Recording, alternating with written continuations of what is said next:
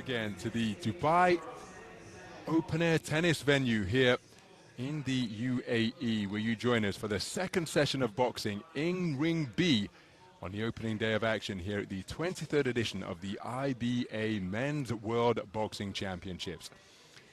So 2 rings in action.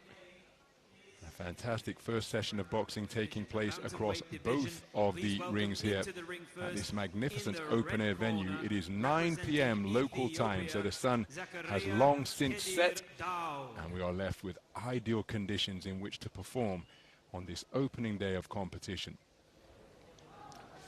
Well, these championships, which began in 1974 originally as a quadrennial tournament, is now a biennial affair, and here a look at the contests which are taking place. We have got 13 bouts scheduled.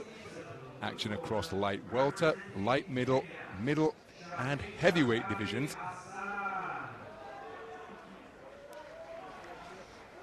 And the competition in the opening session of action was really pleasing indeed. So this is Ring B. We'll have bouts orders 1 through 13, but in reality it's bouts 42 through 54 scheduled to take place here. 5 scoring judges using the 10-point must system are in action. And a reminder that we have boxers from 108 countries, the most ever nations in a men's world championships. 428 boxers registered to contest this 23rd edition of the Global Championships. Referee from Spain. So here are the officials making their way to their respective seats around the boxing ring. Third man in the ring, testing the tension of the strands. Palestine, Sleiman.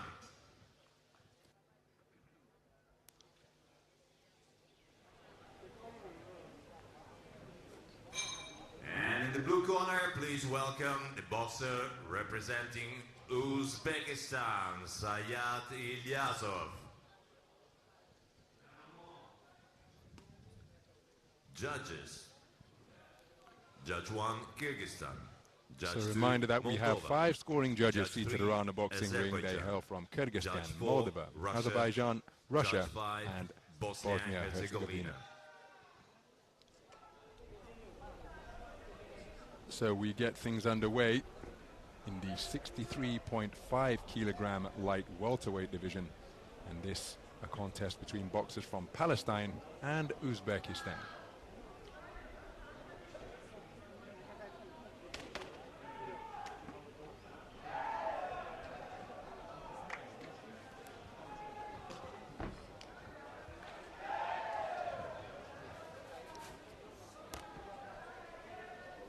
Well, there is 25-year-old Anas Sleiman from Palestine, 25 years of age, and a participant in his 2nd consecutive World Championships, having boxed in Tashkent 2 years ago.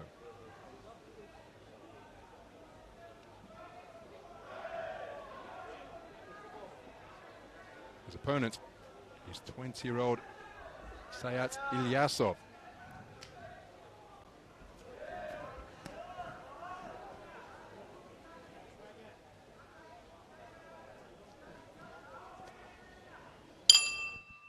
Round 1. So we're underway then. This is action in the round of 64 in the men's 63.5 kilogram light welterweight division. One of 6 bouts in the round of 64, 38 boxers making up the bracket. And the man wearing red, who has just got through with a good jab to the body, is Anas Sleiman, 25 years of age, part of a 3-man Palestinian boxing team. The boxer wearing blue is coming forwards behind an active left hand with hooks and uppercuts. Used the right glove to ward off the incoming fire from Sleiman just a few moments ago. That is Sayat Ilyasov, 20 years of age, part of a full-strength, maximum-sized Uzbekistan boxing team. 13 boxers, one in each of the weights being contested here. Looking to double up the left hook, both body and head, is Ilyasov. Comes to the ring as the 2024 Asian Under-22 bronze medalist at 60 kilograms. Senior World Championship debut. Part of a powerhouse Uzbekistan squad. Looking for the right hand with both boxers just trading misses with their backhands and then dropping down to the body with a good left hook was Sleiman. Sharp shooting lefts being exchanged. Left hook just causes the man in red to totter slightly.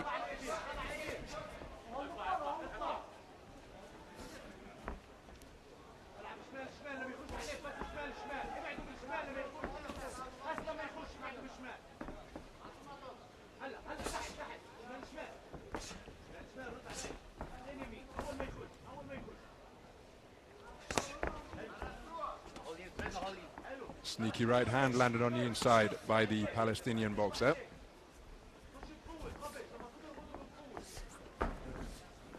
Nice use of the feet to change angles and then score with a good left-right combination from Ilyasov.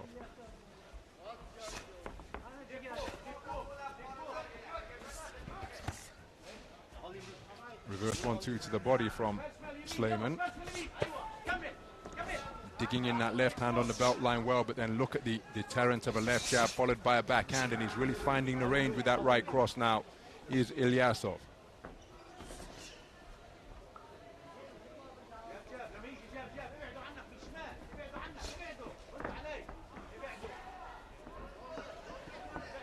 So Sleiman remaining on the perimeter of the boxing ring. He's almost going from one set of ropes to another here now. Trying to counterpunch off the ropes, but looking to impose himself and scoring with a stiff right cross is Ilyasov.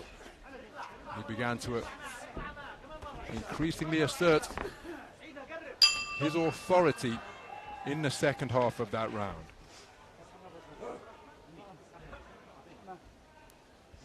So remember, 5 scoring judges using the 10-point must system seated around the boxing ring. This is how the contest got underway. Using his lead left hand very effectively was Anas Sleiman.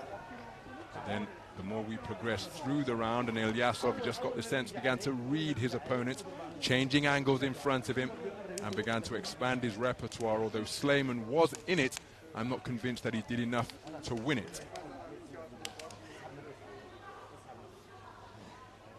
So IBA live scoring will bring us the scores. And here's confirmation of a clean sweep of the cards for Ilyasov. Seconds out.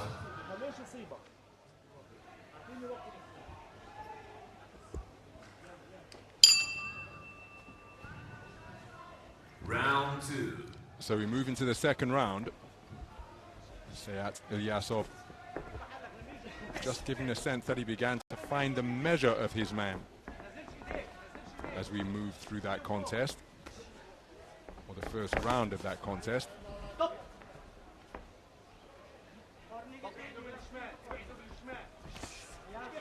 Scoring effectively to the body. And again, Sleiman just through this portion of the round, looking as though he's throwing punches in order not to be hit back rather than land them himself. When there was an exchange of jabs there, it was Ilyasov that was far stiffer and more authoritative. And again, Sleiman finding himself on the ropes, tries to step in to get the respect of Ilyasov, but Ilyasov bobbing and weaving, tucking up behind high-held gloves for effective defenses. And now Ilyasov just seeking to feint and maneuver Sleiman to the position where he wants him against the ropes once again. Difficult mission this for the man in red against a very talented 20-year-old. Picked off by a left-right combination, and then Ilyasov keeping the attack going. And look at the amount of time Sleiman is spending near the perimeter of the boxing ring. He gamely tries to will his way forwards and back up Ilyasov, but once again he's on the back foot and finds his back on the ropes, totally square, inviting pressure. Stiff left jab from the belt line twice in quick succession. Just an irritant into the face of Ilyasov, but Ilyasov pursuing his man with real purpose here. Stab jab to the body to slow the feet down further. You can see Sleiman breathing through a mouth that's open, and he's not going to win the round or the contest in this posture, I would suggest. And his issues mounting by the second, right in front of our eyes here. At the Dubai Duty-Free Tennis Center, left-right combination followed by another left jab from Ilyasov. Sleiman did come back with a scoring shot of his own, but Ilyasov now changing angles in front of his man, trying that move to pull down the lead left hand with his right hand to make space for his right. And look at the big gulps of oxygen being taken in by Sleiman. And he's got 30 seconds to negotiate to make it back to the sanctuary of the red corner. It's a very difficult second round this. There's a good left hand to the body. But Ilyasov just keeps on pursuing his man, walking him down, won't leave him alone, and he simply cannot get off the ropes or out of the corner. Ilyasov, there's as well, I was about to say, will he look to step on the gas, and a right hand with the referee optimally placed, intervening to issue a standing count. But that was a really difficult second half of the second round endured by Anas Sleiman. And that bell sounding not a moment too soon from his perspective. The 60-second respite is going to be welcome indeed. Will it be enough for him to recover and get his energy levels back close to optimal after a really torrid second round here in Dubai? This is where he spent the majority of the second round. Ilyasov on the ropes. He gamely tried to will his way forwards on occasion. Sleiman tried to will his way forwards on occasion, but Ilyasov, so composed, kept him right where he wanted him, and that was the right hand which forced the referee to intervene and issue a standing count. And look at that, 10-8 verdicts returned from 3 of the 5 scoring judges. 3 scores of 2017, 2 scores of 2018, and Sayat Ilyasov in complete control. Well, it's going to be a victory by abandonment, and that is good corner work there, because the coach will know his fighter, know his boxer, and given the difficult second round that Anas Sleiman endured, his corner man electing that he will not take any more.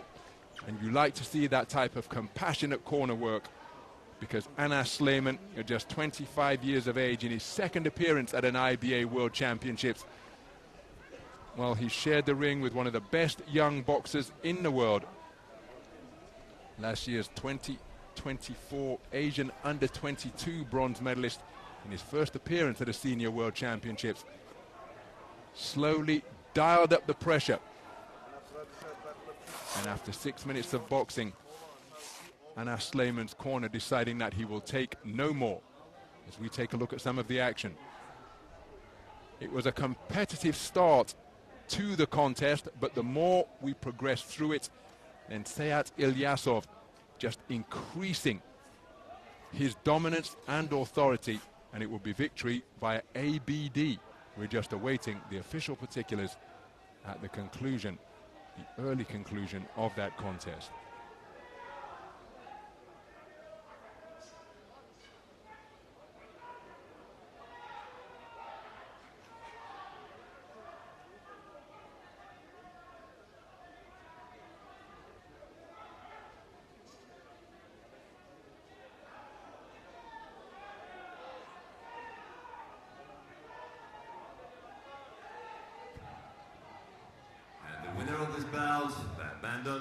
Is the boxer in the blue corner, Sayat Ilyasov, Uzbekistan. So Sayat Ilyasov prevailing by abandonment at the end of the second round before the start of the third, and he will go through to face the number 4 seed Levaza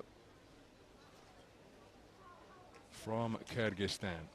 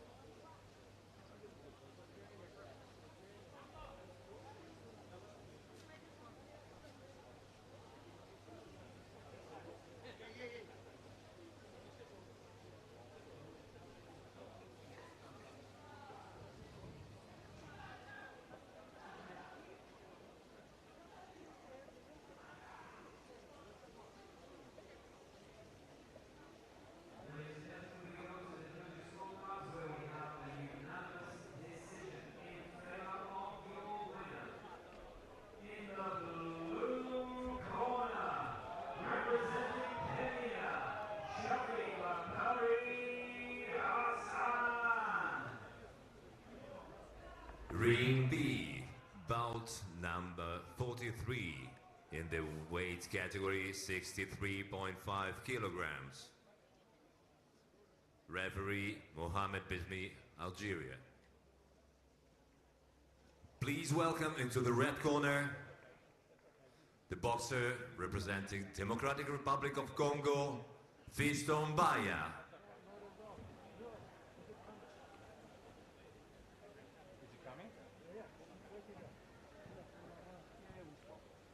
And welcome into the blue corner the boxer representing Russia, Ilia Popov.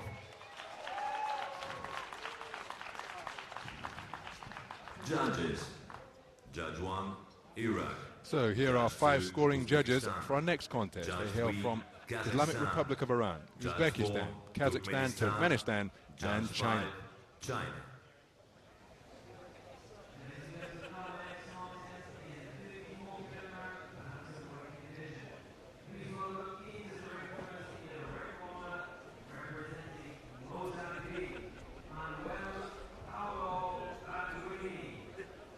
Well, there is the familiar figure of Fiston Mbaya, 29 years of age, Tokyo Olympian, and multiple participants in IBA World Championships, including Tashkent 2023 and Yekaterinburg 2019 at 60 kilograms. His opponent is also an undefeated professional. He too a hugely talented and decorated IBA boxer.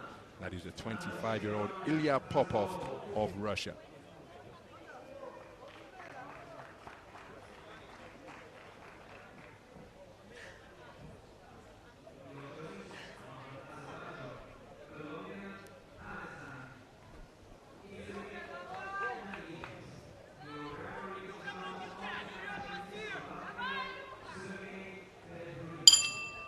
Round 1.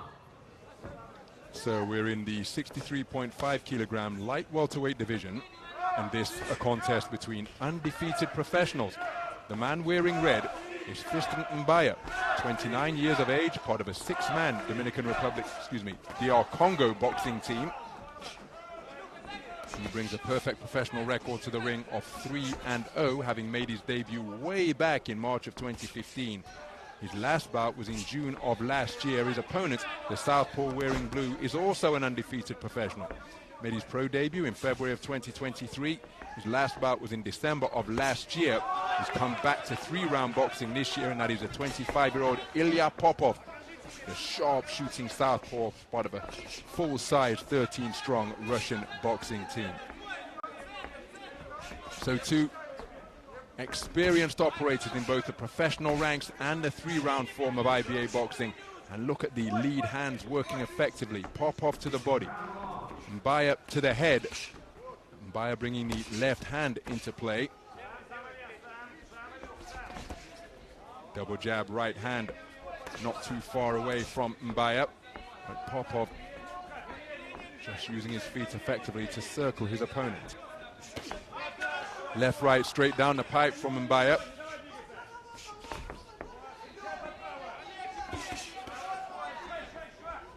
Both men remaining in the middle of the boxing ring. Just in the pocket, feinting on the edge of range. Seeking to draw that lead, and each man having success with their desired tactics. This is wonderful skill in evidence from both boxers through the first 2 minutes of the opening round. Not neglecting the defensive side of the business either. Good left hook to the body from Popov, but coming back with his own combination was Mbaya. Sharp shooting southpaw right jab in between the gloves of Mbaya, and then the left cross from Popov dislodges the mouthpiece of Fiston Mbaya. So the referee calling time. That will be rinsed and reinserted. No coaching permitted during this impromptu interval. And so you see the third man in the ring just illustrating to Mbaya that he's got to keep that gum shield in his mouth. And if it comes out on another 2 occasions for the entirety of the contest, if he takes a good left hand to the body, he could well be deducted a point for that infringement. because veteran ring generals sometimes spit out the mouthpiece intentionally to buy themselves some time if they find themselves under pressure. But that was dislodged by a punch. And again, it's all part of the boxers and corner team's responsibility to ensure that the mouthpiece is properly fitted. Most boxers, most youngsters, when they walk through the doors of a boxing ring, the first mouthpiece is one that you pop into a pot of boiling water, bite down, and that's as close enough as an approximation of a fit as you're going to get, as Popov driving in a good left cross to the body to conclude the round, which came behind a right jab. Terrifically skillful opening 3 minutes of boxing in the 63.5 kilogram light welterweight affair. Some of the action from that opening round.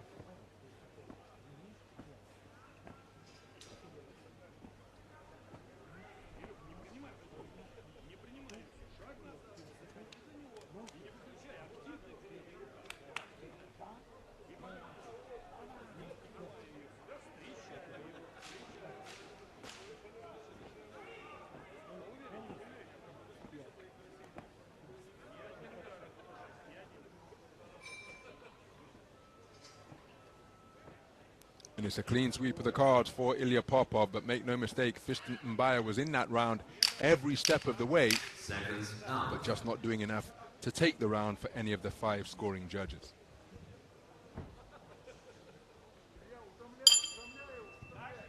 Round 2. So we move into the second round. Ilya Popov mentioned his credentials in the 3-round format of IBA boxing. 2019, he was a quarter-finalist in the senior championships in Yekaterinburg, losing at the quarter-final stage to Andy Cruz as he drives a good left cross into the body of Mbaya. And the year before that, as a youth boxer, well, what a year he enjoyed. I commentated on him winning Youth Olympic gold in Buenos Aires, 3rd edition of the Youth Olympic Games. Same year, he took European Youth gold and was a World Youth Championship silver medalist, and then that seamless transition through to the senior stage the following year, where it took a boxer of the ability of Andy Cruz to get the better of him. But here he is back in the 3-round format after that 3-fight sojourn into the professional ranks. Nice left jab from Mbaya. Just didn't fully commit to the right hand that he attempted thereafter. Left-right combination from Mbaya, just touching his man with scoring shots. 4-punch combination to the body of straight punches from Popov, and now spinning around the circle and dipping and weaving in front of his man. Good right hand driven into the body from Mbaya, but it's countered by a southpaw left from Popov. Popov doing a good job of remaining sideways, reducing the target area. Oftentimes when Mbaya lets his hand go, look at that, he's looking at the shoulder blades of Popov, and then he countered with a really effective shot to the body. And again, the two men, wonderful lead right hook from Popov as Mbaya's going in search of the left jab. He's keeping the lead left hand going, but Popov giving the impression that he's the sharper punch picker here, and he's getting the better of these exchanges. Oh, what a bolo left hand to the body from Popov. Caught Mbaya as he was punching, dipped down at the knees, exploded out of a crouch, turning his palm up to the ring lights and sinking in a sumptuous left uppercut to the solar plexus. And again, Popov just getting the better of this round for me. Remember, he took the first round unanimously, and just as in the first, Mbaya's competitive. He's showing his ability and ring craft and experience, but he's not winning the round for my money with 20 seconds and change remaining. But he's keeping his composure, continuing to pick his punches and score effectively, but just not as frequently or as eye-catchingly as this fleet-footed southpaw from Russia, who's using the space of the ring very effectively. I think that's the first time anybody's back has touched the ropes in this contest. They've stayed in the space of center ring and have slipped and bobbed and weaved and feinted in a contest of sensational skill through 6 minutes of boxing.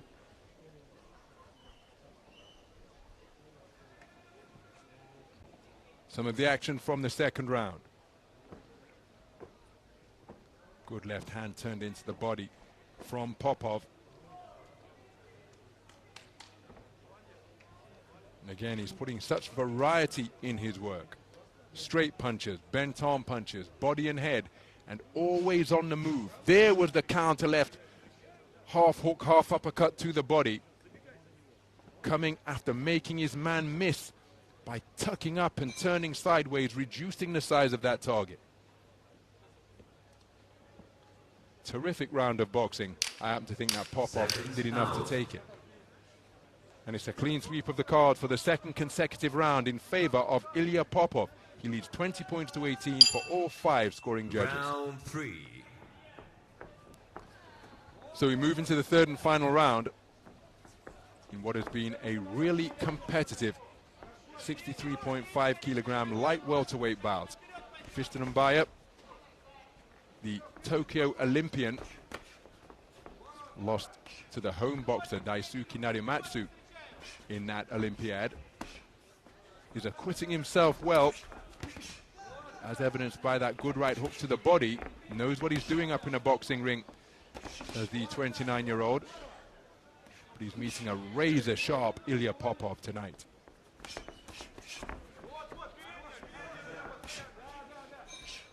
Southpaw lead left with an eye-catching shot just a few moments ago. And look at how Popov is making his man miss by millimeters. Up on his toes, just increasing the gap to make his man fall short. And Mbaya intelligently dropping down to the body. It's going to move less than the head, but look at those counter left uppercuts on the inside once again from Ilya Popov. Opening day of action here in the 23rd edition of the IBA Men's World Boxing Championships, and Popov has found his range immediately. Remember, this contest in the round of 64. So potentially 6 bouts, or it is indeed 6 bouts, he's going to have to win if he hopes to top the podium.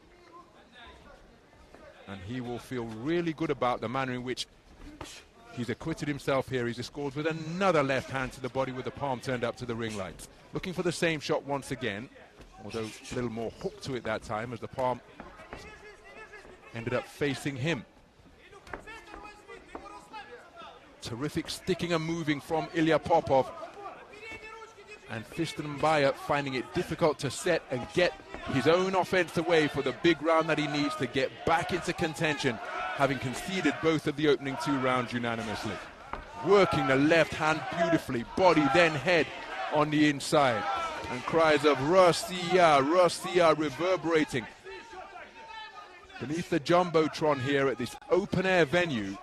And Fiston Mbaya, credit to him, he's never stopped competing, and that's a demonstrably low blow. Oh my goodness. Well, the referee is calling it a count. Let's see if he gives him time to recover. That was directly in front of my commentary position here. Oh dear me, he's not given any time to recover. It's just stern admonishment in the direction of Popov. Well, that is a blow that can be debilitating. It was demonstrably below the belt line, right in front of our commentary position here in Dubai. 10-second clapper has sounded, may have been on the blind side of the referee, issued a count, no time to recover, so the referee not considering it a foul blow, but that a very good contest indeed, and I think there's little doubt about the winner. The man in the blue corner, Ilya Popov, finding his range immediately, and the deeper we went into the contest, the more he was able to stamp his dominance all over it.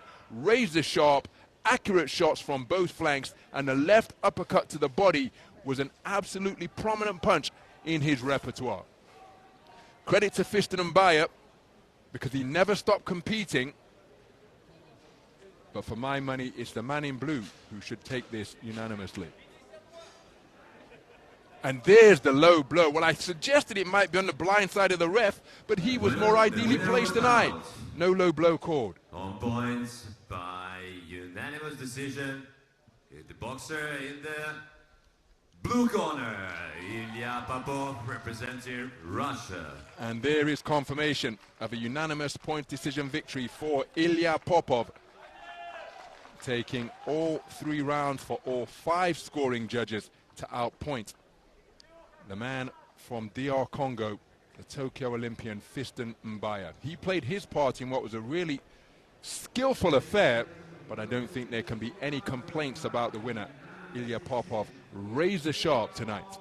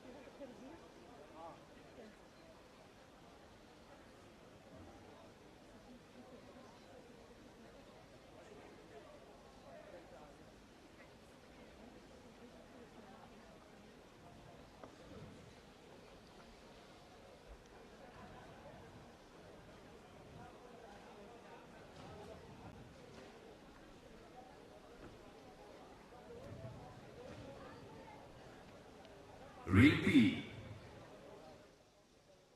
Belt number 44 in the weight category, 63.5 kilograms. Referee of the bout, Jovana Ugrenovic, Serbia. Please welcome into the red corner, representing Ecuador, Matias Arosemena.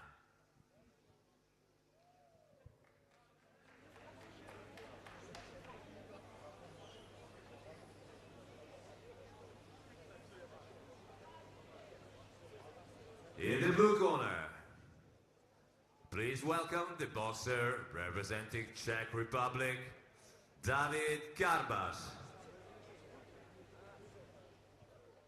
So there are 5 scoring judges for our next contest as we remain in the 63.5 kilogram light welterweight division. Judge 3, Bosnia-Herzegovina. Judge 4, Iraq. Judge 5, Zimbabwe.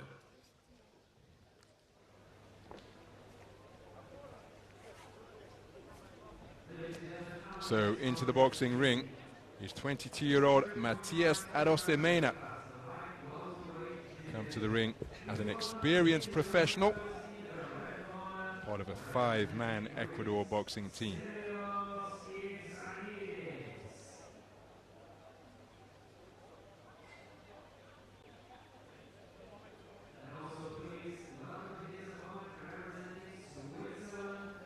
Moments of silent introspection for Matias Arosemena.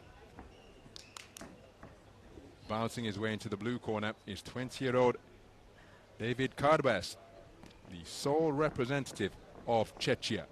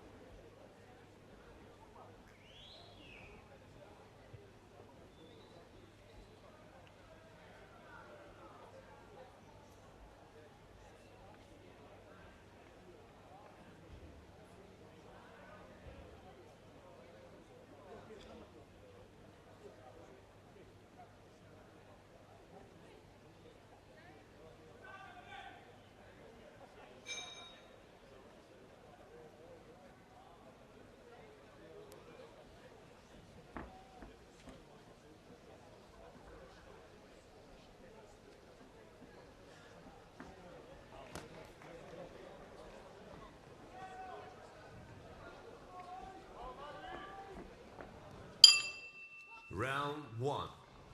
So we're underway then. 63.5 kilogram light welterweight action between boxers from Ecuador and Czechia. The tall, rangy figure wearing red is Matias Arosemena, 22 years of age, from Ecuador. Come to the ring as a 7-fight professional with an outstanding record of 6-1. Made his pro debut in December of 2023. His last bout was in June of this year when he suffered his first defeat while punching for pay. Lost on a split decision over 6. All of his bouts have been in the Dominican Republic, and he resides in Puerto Rico, so very much an international man is Matias Arosemena. His opponent, wearing blue, operating out the low-held guard in the southpaw stance, is David Karbas, 20 years of age and the sole representative of Czechia, and he's moving beautifully in the pocket to make Arosemena miss. Multiple national titles at junior, youth and senior levels for Karbas. And looking to work head and body beautifully. Oh, good work to the body, brings the right elbow of the man in red down. He felt that shot, and look at how he's keeping that elbow clamped to his ribcage. And then the ongoing pressure continually applied by Karbas, just making Arosemena uncomfortable in his boxing stance. Again, that right elbow remaining clamped to the ribcage of Arosemena, and that could well present an opening for the left cross from the southpaw stance, because look at where that right elbow is. Could leave the chin open. And we mentioned the fact there's another left hand causes to the body, causes the man to wilt. Really feeling these shots downstairs, and Karbas will have recognized that. Doing a good job maintaining a phlegmatic expression and poker face, but these snaking fists of Karbas finding a way through the attempted defenses of Arosemena. Good left hand to the body once again, and look at where that right arm is remaining, clamped against his ribcage. For all he is worth, he doesn't want to take any more shots to that side of his body there. And again, getting the better of these trade-offs is Karbas as he looks to target the body once again, but the referee saying that he's straying into kidney punch territory around the rear of the ribcage. But there's a shot right on the money. A left hand right into the right-hand side of Arosemena. We suggested that he was feeling it to the body, clamping his right arm against his ribcage, and when the opening presented itself, David Karbas picked a perfect punch to sink that left hand into the right side of Arosemena's ribs, and he took a knee, and the referee decided that he would take no more. Wonderful punch picking, fantastic accuracy, and the potency on that final left cross to the body was absolutely debilitating. You could almost see Arosemena, his height reducing with each body shot that was sunk in, but Karbas wasn't craven, he wasn't greedy, he took his time and then landed. There's the finishing shot, the slightly delayed reaction, and it was a wonderfully picked punch. He beat the count, but the referee has waved it off. What a display from David Karbas. Here are the particulars. The winner of this bout by RSC is the boxer in the blue corner, David Karbas, Czech Republic. That is an absolutely scintillating display from David Karbas, the sole representative of Czechia, and he goes through to the next round at light welterweight. The round of 32, where he will face off against the man from Albania. Take a bow, young man. And indeed, why not? Energy to burn after that first round stoppage over the man from Ecuador. A sensational display and a body shot finish from David Karbas to eliminate his opponent, Matias Arosemena from Ecuador. Well, it's something that was apparent from our ringside commentary position here from early in the contest. The precision of the body punches was really making life difficult for Arosemena. David Karbas downloaded that information and just was so patient. Didn't home in on it, worked for the opening by bringing some shots up to the head as well. But then when he spotted the gap, scored with another left hand to the body. And that was the shot that brought about the finish.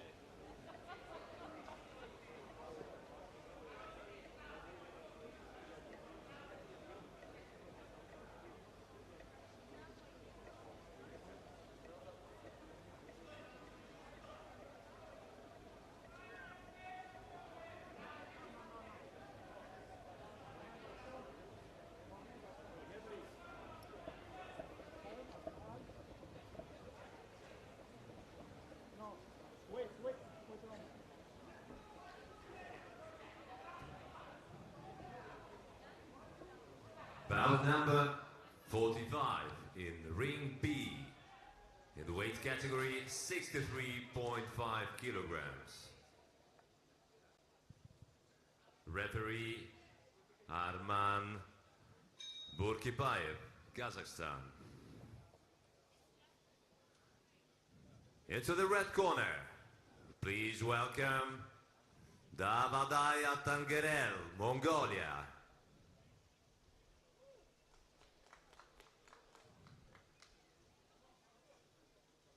And in the blue corner, please welcome Mitchell Lederman, representing Australia.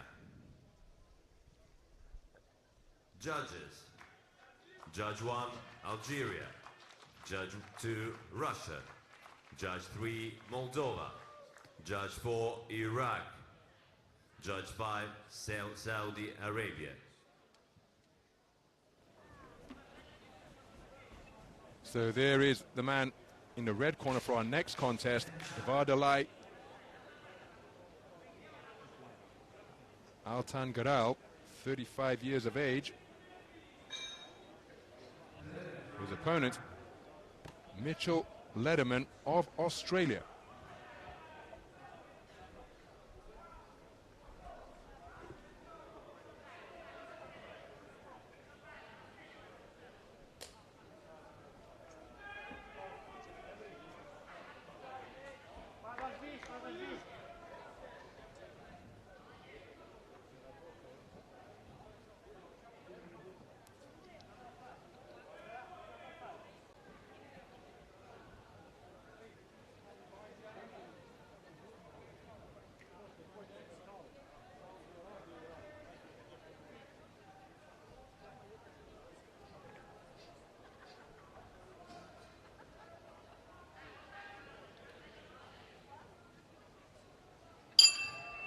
Round 1. This is action from the 63.5 kilogram light welterweight division between boxers from Mongolia and Australia. The man wearing red is Davaadalai ALTANGEREL, 35 years of age, part of a 6-strong Mongolian boxing team.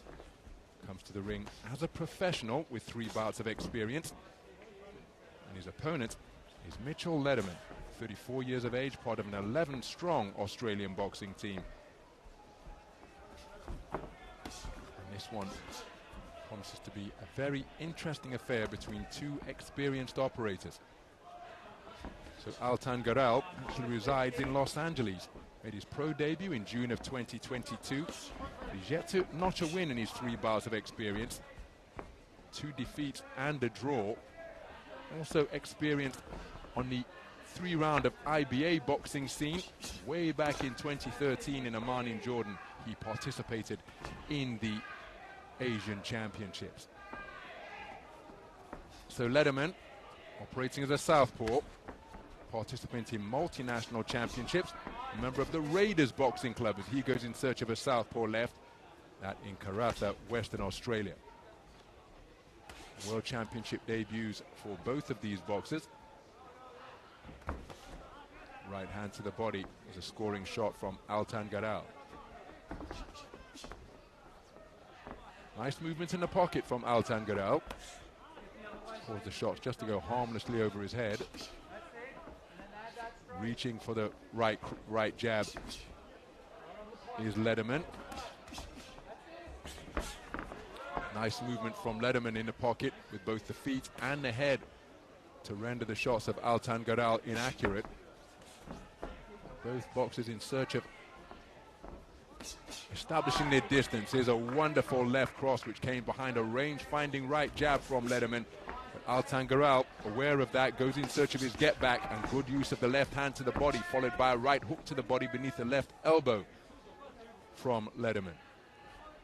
So Lederman just presenting different looks to his opponents, oftentimes moving around the clock face, both clockwise and counterclockwise. Right uppercut with a scoring shot, and then an altogether more solid right hand from ALTANGEREL, walking his man down impassively as he goes in search of the right cross to the body.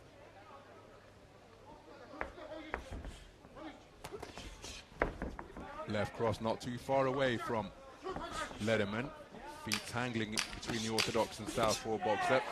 Roundhouse left is a scoring shot from Lederman.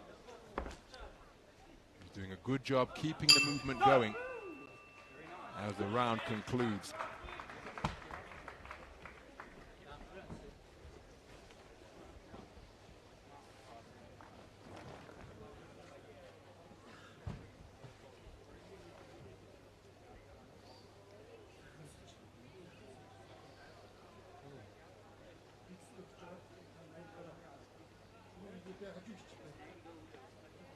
So look at the scorecards. Well, it was a brief look at the scorecards. For what it's worth, I happen to think the man in blue did the more eye-catching work over the course of that 3 minutes. I was hoping to tell you what the IBA live scoring suggested, but that was a brief look indeed.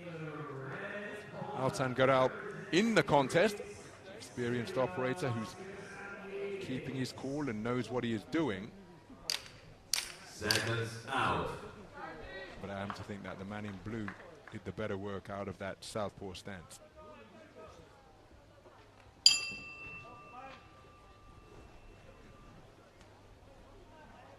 Round 2. So into the second round then. He's presenting a different look behind a low-held right hand now is Lederman. Scoring left jab from ALTANGEREL.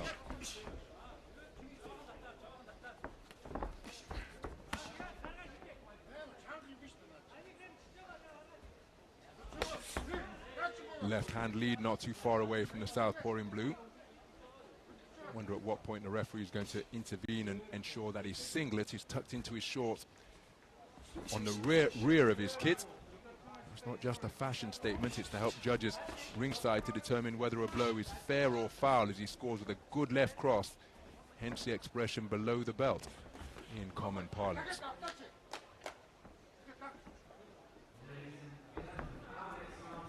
So tucking up while just moving laterally to his left and a little bit in reverse. There's a good right hand to the body from ALTANGEREL, and that can slow down a fleet-footed mover such as Lederman.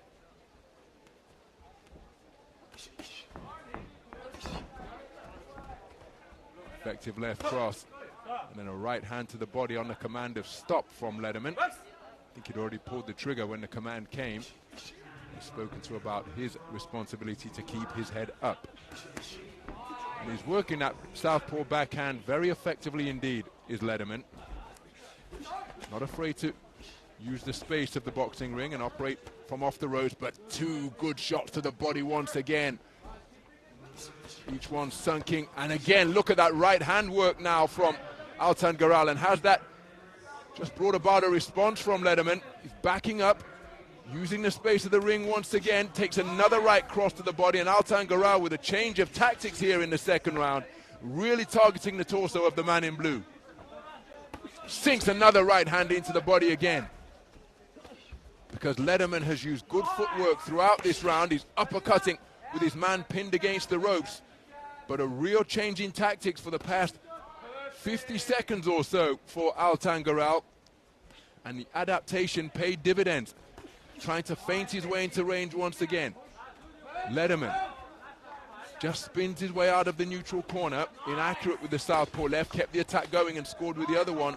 Composure to box his way out of the confined position from ALTANGEREL, but Lederman went from one corner to the other there, the neutral corner to his own blue corner. That's this blow which was borderline, and ALTANGEREL has really made hay by working the body in the second half, and there's a cracking right hand upstairs, followed by good work to the body, and Lederman taking these shots downstairs and to the chin. He's complaining that is low.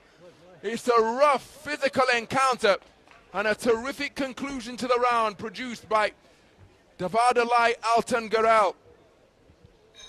The sticking and moving was serving Mitchell Lederman well, but then ALTANGEREL showing his experience and just changed his approach and his tactics and strategy and began to target the body of the man in blue, because this is how in the first half of the round Lederman was able to stick and move and use quick feet, but then look at the adjustment made by ALTANGEREL to work the body did so beautifully there, all from the right hand, and kept that type of body attack going throughout the entirety of the second half of the round. And then with him pinned in his own corner, having arrived there from the neutral corner, blows around the belt line, being slung in with bad intentions from ALTANGEREL. Round 3.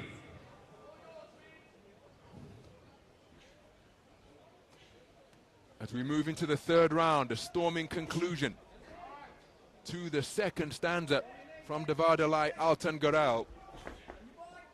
Is Lederman still feeling the effects of those body shots?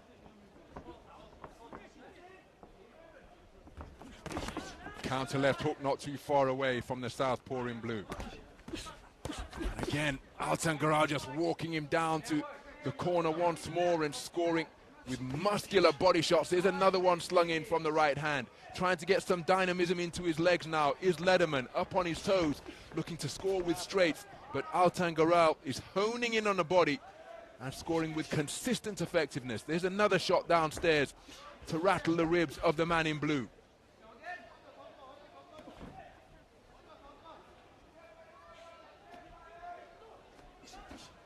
Left cross was a scoring shot from Lederman. Spun off the line effectively. Looking for the body shot once more is ALTANGEREL. Nice counter left uppercut out of the corner from Lederman. But happy to punch while Lederman is punching is ALTANGEREL, and he appears to be the type of boxer who has no problem taking a punch to land one of his own. And again, look at the position in the ring that Lederman is taking up. He's practically, literally going from one corner to the other. Now he gets back to the space of center ring, only to retreat to the neutral corner on the ropes, just above our commentary position here. And that is cutting off his own movement options. He's breathing through a mouth that's open. Is he feeling the pace more? Oh, there's another left hand to the body just above the belt line from ALTANGEREL. And he really is working effectively downstairs, the man in red from Mongolia. Minute remaining in this final round as ALTANGEREL with Lederman pinned near the corner once again. And by definition, there are fewer opportunities. The body shot and right hand to the chin is a chin checker, which just dipped the knees after a little bit of a delayed reaction from Mitchell Lederman. And a standing count has been issued by the referee. 30 seconds and change remaining for Lederman to survive. Is this turning into a survival mission? Oh, that's a cracking right hand on the resumption from ALTANGEREL once again. And ALTANGEREL continuing to score with good variety to both head and body. There's a left hook.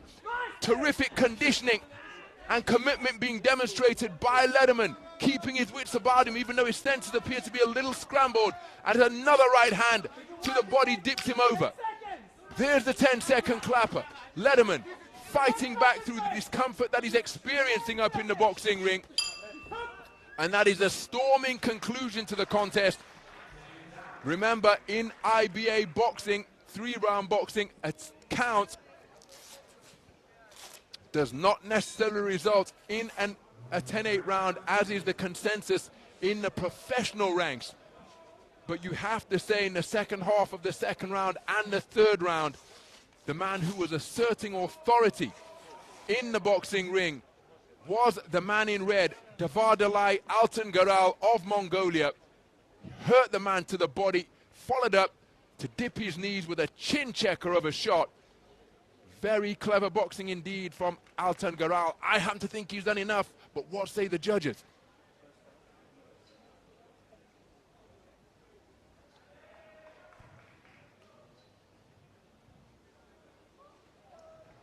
Result of the bout. And the winner of this bout, on points by split decision, is the boxer in the red corner, Davaadalai ALTANGEREL, Mongolia.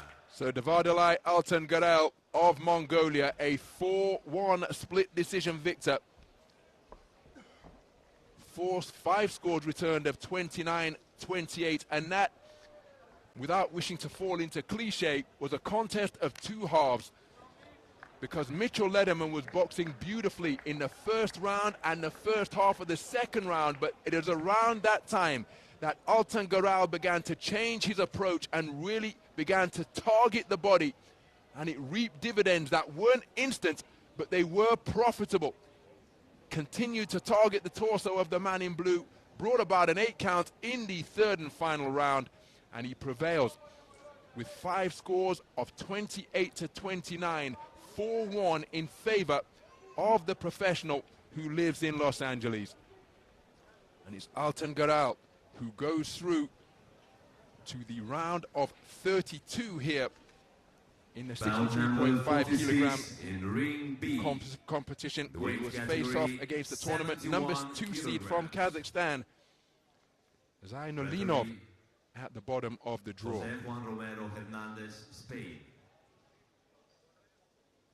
Into the red corner, please welcome Alfino Cesar, representing Indonesia.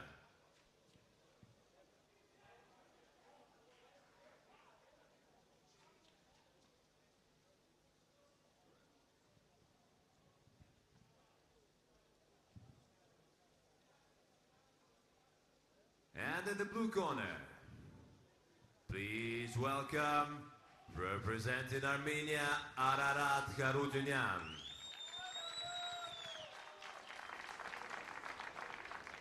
Judges, Judge 1, Croatia. So our 5 scoring judges hail from Croatia, Uzbekistan, Zimbabwe, Serbia, and Turkmenistan. Serbia. Judge 5, Turkmenistan.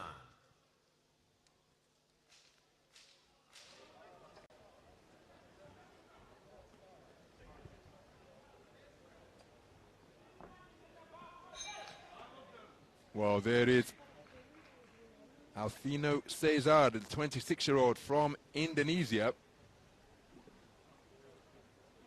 And his opponent over in the blue corner,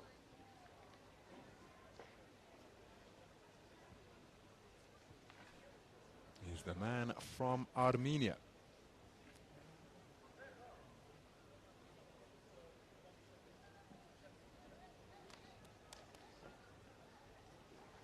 Ararat Harutyunyan, 24 years of age.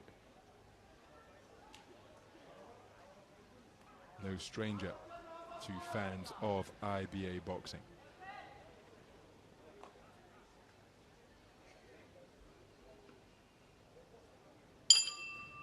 Round 1. So this is action in the 71 kilogram light middleweight division. It's in the round of 64. 36 boxers comprise this bracket, and so this is one of 4 contests in the preliminary round of 64 between boxers from Indonesia and Armenia. The southpaw wearing red is 26-year-old Alfino Cesar. Several titles on the national stage, part of a 2-man Indonesian boxing team, and was the 2017 Southeast Asian Games, the SEA Games youth bronze medalist. Opponent rumbling his way forward wearing blue is Ararat Harutyunyan, 24 years of age, part of a 6-strong Armenian boxing team, and he looking to get to work at short and mid-range to let heavy artillery go from both flanks. Competed on the IBA professional stage in Yerevan in January of this year. I was ringside to commentate on that contest. And last year he was a bronze medalist in the 3-round format of boxing in Belgrade in Serbia at the European Championships at 67 kilograms. Competing here at 71. Had good success with an attack to the body a few moments ago. Good jab to the body again from Harutyunyan.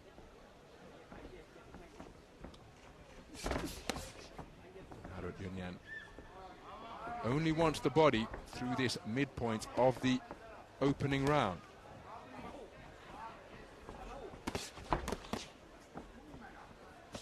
Cesar responding with body work of his own. Check right hook out of that southpaw stance where he attempted to spin off the line.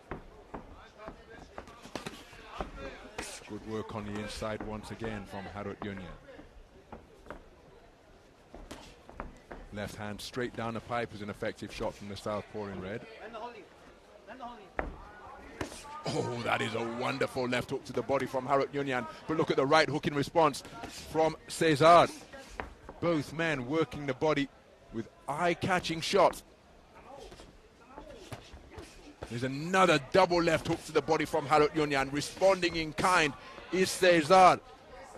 Torrid two-way action with 30 seconds remaining in the opening stanza.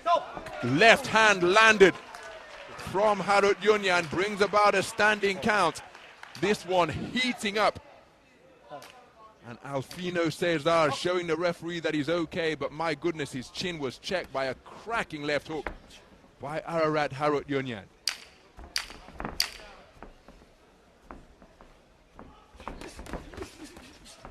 So Cesar looking to counter out of that southpaw stance. Right cross to the body is the final scoring shot of the round. A very good round indeed, and one which that standing count was the punctuation point. Again, it won't necessarily be a 10-8 round, but I think there's little doubt that Harutyunyan did enough to take the round. Make no mistake, Alfino Cesar was always in it, but in trading to the body, just got the sense that he's perhaps boxing Harutyunyan in his preferred territory, and there was the left hook which prompted the intervention of the referee to issue that standing count.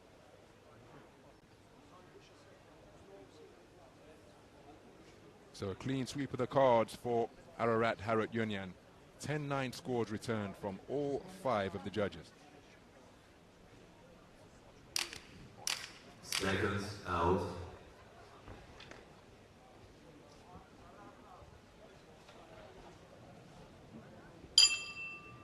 Round 2. So we move into the second round. Alfino Cesar, who had a fantastic win over the Indonesian national champion Mohamed Ferdas bin Aziz at a middleweight final in preparation for this event here in Dubai. So he'll be coming in with high confidence. He's meeting a man who is equally determined to progress through to the latter rounds of action here at 71 kilogram light middleweight. And a different look being presented by Harutyunyan now. Electing to drop that lead left hand and not be incessantly over that front foot. He's trying to lure in Cesar. Neri not too far away with the right hand as both men spinning off the line counterclockwise.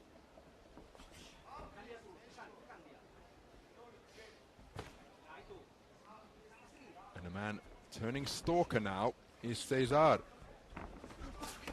And there he's having effect, having success with an attempted counter-attack. See, he's trying to draw the lead from Harutyunyan.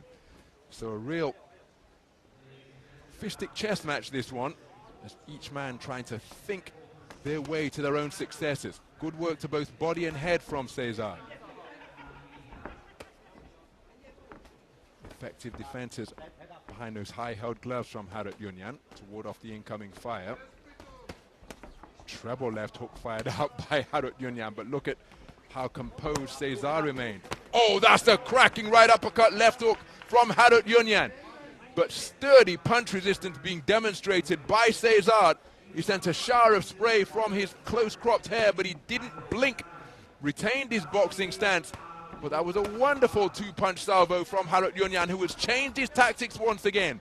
After being on the back foot for the majority of the start of this second round, he then turned front foot stalker once more and backed up Cesar to the blue corner and went to work with a really effective two-punch combination.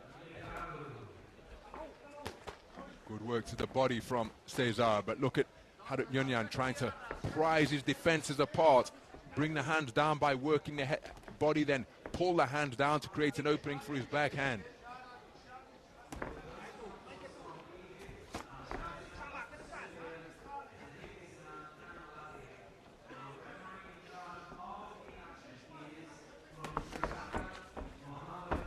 So Harutyunyan, oh, that's another gunshot of a left hook, and it causes Cesar to back up.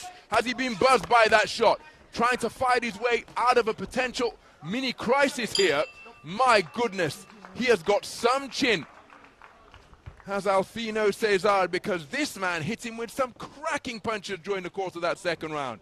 A right uppercut, left hook combination, and then in the closing stages of the round, a left hook. There's the right uppercut, left hook that we just referred to. But he took it well and fired straight back. He is one tough hombre. Because Harutyunyan, there's the left hook just before the bell. But no response from Cesar. But he surely conceded the second round, having lost the first unanimously. But that could place a little bit of doubt into the mind of Harutyunyan here, because he has hit the man with some solid punches, and he is still there standing and firing back. Second round in the book, both of them scored unanimously, 10-9 for all of the scoring judges in favor of Harutyunyan. Round 3.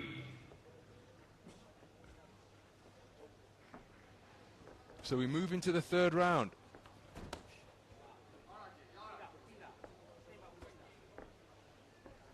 And the man in red, Alfino Cesar, needs a big third round here now, with several knockdowns or complete dominance. Remember, in IBA's scoring in 3-round tournaments, 10-9 for a close round, 10-8 for a clear winner, 10-7 for total domination.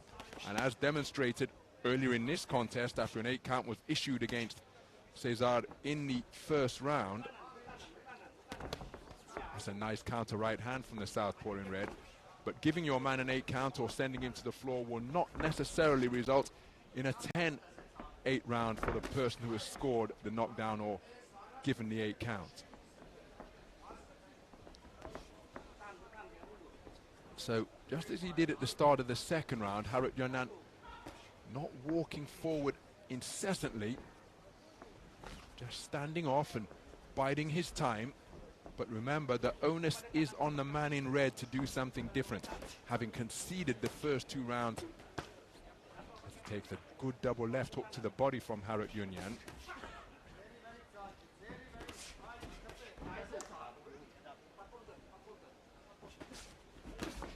Another solid left hand lands from Harutyunyan as his feet were momentarily switched over to the southpaw stance.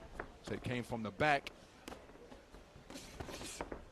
Looking to work the body and then bring the right uppercut through once again is Harutyunyan. And he's on the front foot once more, but he's going to be spoken to about hitting with the incorrect inside part of the glove. That renders it a slap.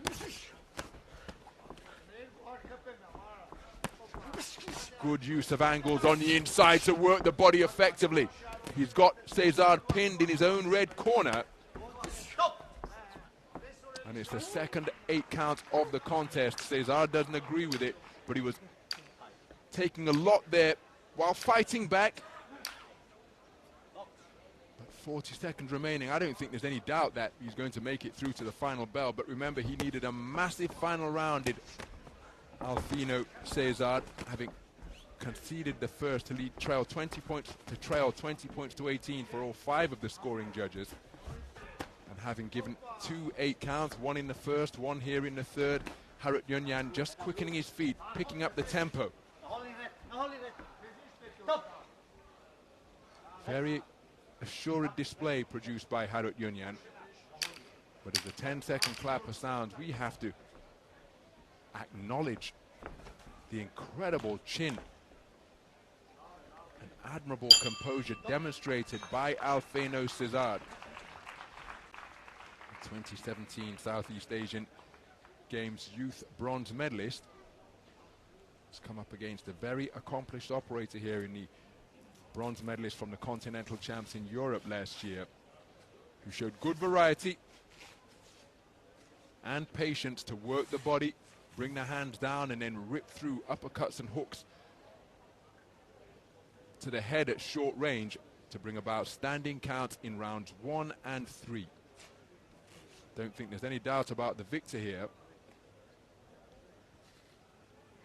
But my goodness, he can take a shot. Alfino Cesar. Let's get the winner official of this particulars. bout, all points by unanimous decision, is the boxer in the blue corner. Ararat Harutyunyan, representing Armenia. So there is confirmation of a clean sweep of the cards, including a 10-8 verdict returned for judge number 2 from Uzbekistan in the third and final round. A unanimous point decision victory for Ararat Harutyunyan of Armenia. But we have to give credit to Alfino Cesar for the manner in which he stayed in there and competed throughout the entirety of that contest. So he goes through to face the tournament number 2 seed, and that is Yusupov from Kazakhstan at the bottom of the draw at 71 kilograms.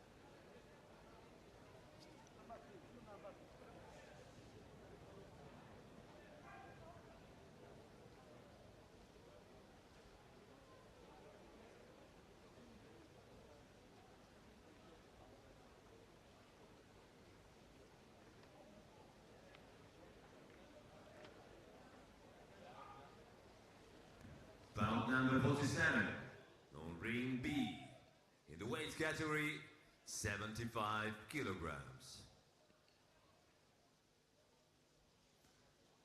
Referee Jovana Ugrenovic, Serbia.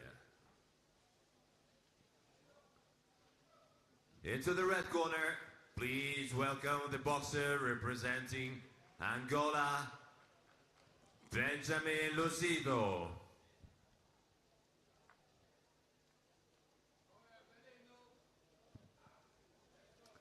And in the blue corner, please welcome representing Scotland, PERRIE. Judges, Judge 1, Cuba. Judge 2, So here are our Kyrgyzstan. scoring judges for this 75 kilogram middleweight contest. They hail from Cuba, Judge 4, Kyrgyzstan, Zimbabwe, Russia, and the Judge Kingdom of 5, Saudi Arabia. Saudi Arabia.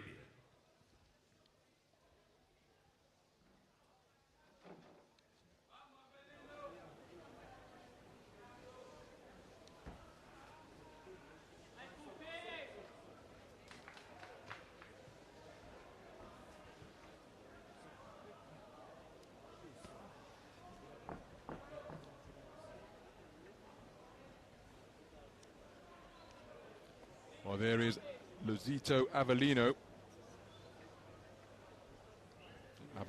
Luzito, 24 years of age, from Angola. His opponent is PERRIE, that's 20 years of age, the reigning Scottish National Elite Golden Gloves champion at middleweight.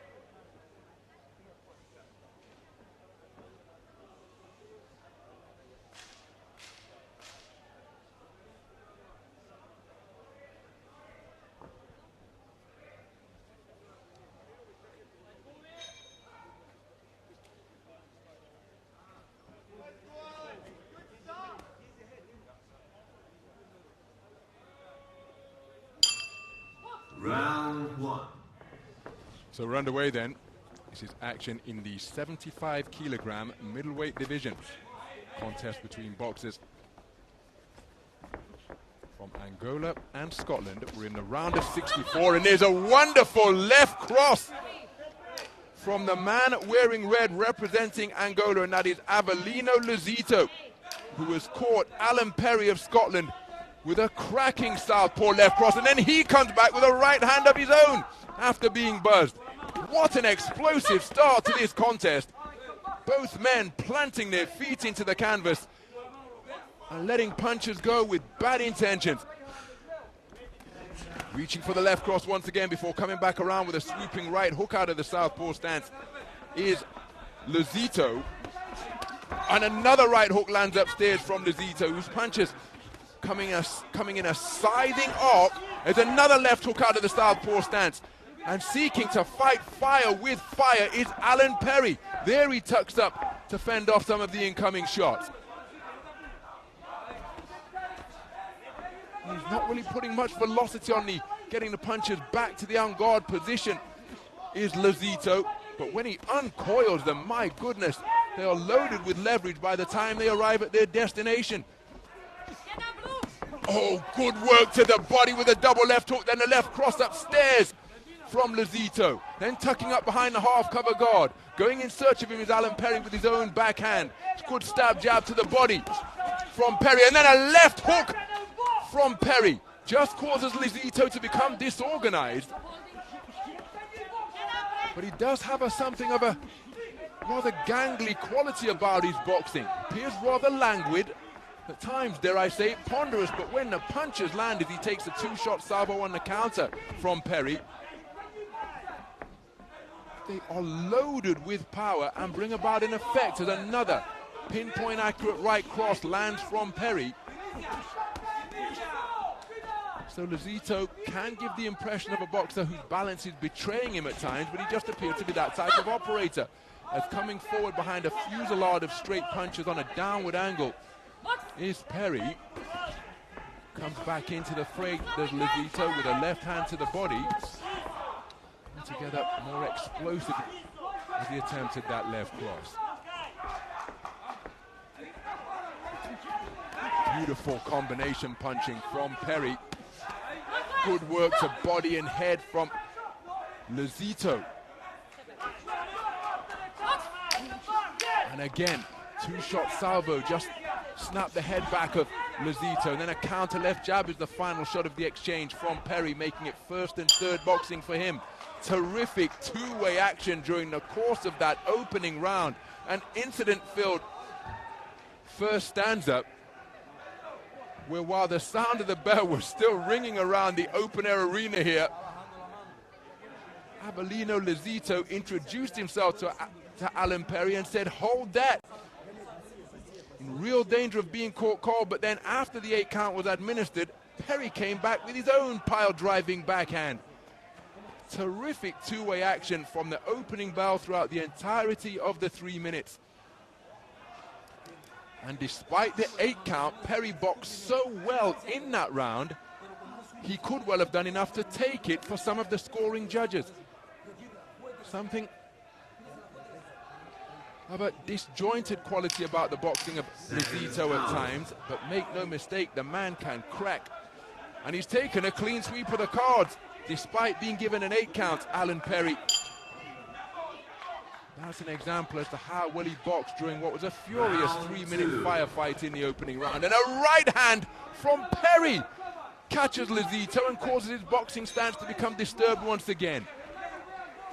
What a start to the second round. It was a dramatic start to the opening frame, where Alan Perry was put on the back of a pile-driving left cross.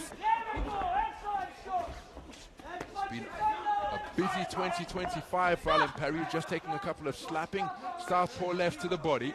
He's already competed on the global stage at the World Boxing World Championships in Liverpool at 75 kilograms. Looping left hand just above the belt line landed by Luzito. There's a cracking straight right cross, driven home once again as the two men exchanging bent arm shots on the inside. He was a quarter-finalist at the World Boxing Championships in Liverpool, winning 2 contests out of 3. And he was also a quarter-finalist at the recent 2025 Under-23 Continental event in Budapest. And this is a hard-fought affair, this one. As for Luzito Avelino, who was scheduled to box in a tournament to mark the 50th anniversary of Angolan independence in May, but his opponent never made it to the ring. So he prevailed and progressed in the tournament through walkover. Effective counter-punching once again from Perry, after making the rather languid shot of Luzito fall short.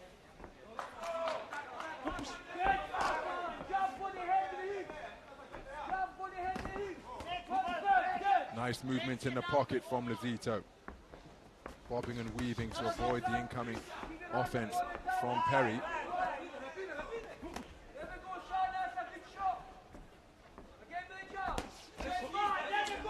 So Perry working the backhand very effectively. Oh, that is a wonderful counter right hand. The left jab was there as a rangefinder. It never found a... Oh, and that's a clear left hook on the break out of the southpaw stance. Well, it's a little bit noisy here at the Dubai duty-free tennis centre. But a clear shot on the break from Luzito. Thankfully, Alan Perry wore it well. And you see how Luzito diving in behind that southpaw left cross. Left his feet, but he still landed and found the target. Oh, big swing and a miss, but picked off smartly by a counter left jab from Perry. The big swing and a miss came from Luzito. Nice movement off the back foot once again, but a cracking round of boxing. And again, Alan Perry took a clean sweep of the cards in the first round. Despite being given an 8 count, I think he was altogether more in control in that second. But again, what say the scoring judges? That was the right hand at the start of the round, catching the advancing Luzito.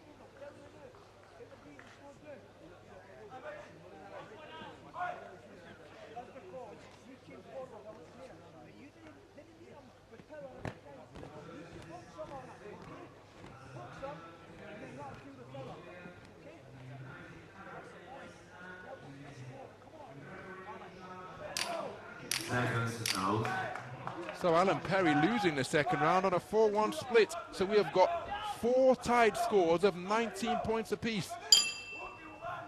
I do find that a little bit surprising, but we've got 5 scoring judges seated all around the boxing ring, and Luzito, having the momentum in his favor, has come out swinging for the fences once again.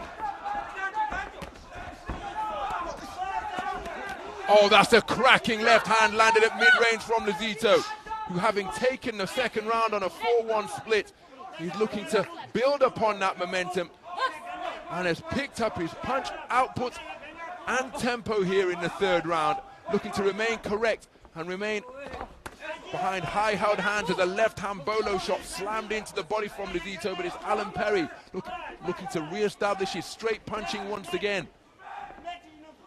Alan Perry from Doghouse Boxing Club in Scotland. He's breathing through a mouth that's open here now, and Luzito perhaps sensing his opportunity, working the body effectively, tucking up behind gloves and forearms is Perry before scoring with a counter. Comes forward behind a right hand which went back on a rather pendulous motion via the belt line to the on-guard position. And Luzito has shown that when he uncoils from a crouch, some of his punches land with real velocity.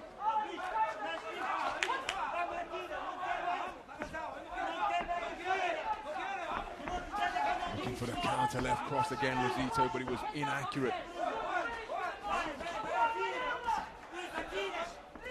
So we had a first round clean sweep of the cards as a southpaw right jab cracked into Perry's face from Luzito. But a first round where Perry took an 8 count, but he took the round 10-9.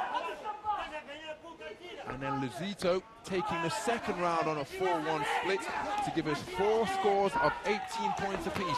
There's a nice backhand from Perry just to push Luzito back towards the ropes. Left cross is a scoring shot from Luzito. Double right hand success from Perry. Just inside a minute remaining in this third and final round. Luzito's chin up in the air, but when he's been tagged, he's proved to be solid. Again, look at him bobbing and weaving, chin up in the air, takes another right hand, back to his own corner. Luzito, full confidence in his chin and his defenses, waving in Perry. Counter right hook missed by some distance, as did the counter looping overhand left. So his timing and accuracy just betraying him a little bit here. Closing seconds of the third and final round.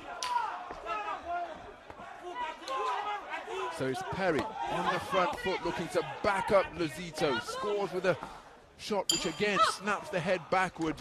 What a round, what a contest. Absolutely thrilling two-way action in this 75 kilogram middleweight contest in the round of 64 between Avelino Luzito of Angola and Alan Perry of Scotland.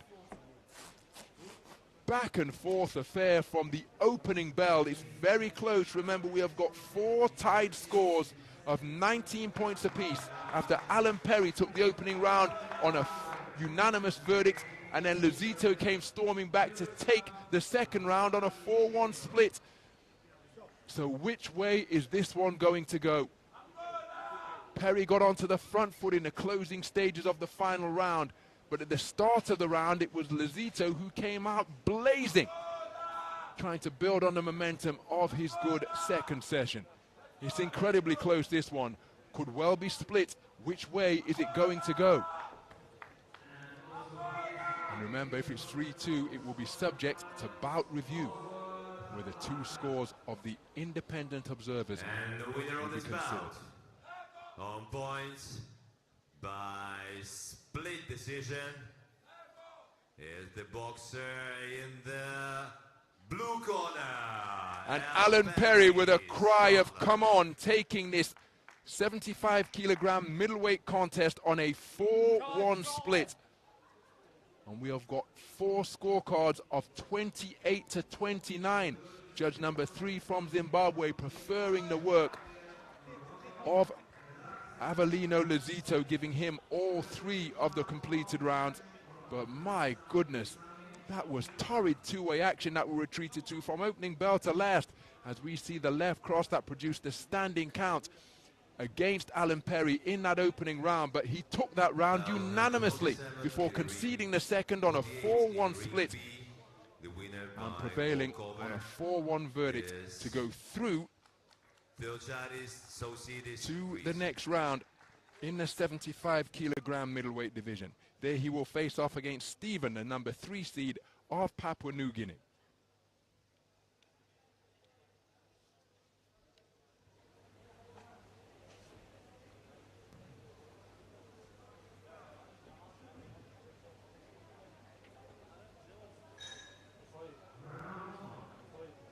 Bout number 49 in ring B, in the weight category 75 kilograms. Referee Guozhang, China. Into the red corner, please welcome the boxer representing IB Neutral England, Vinny Mandair.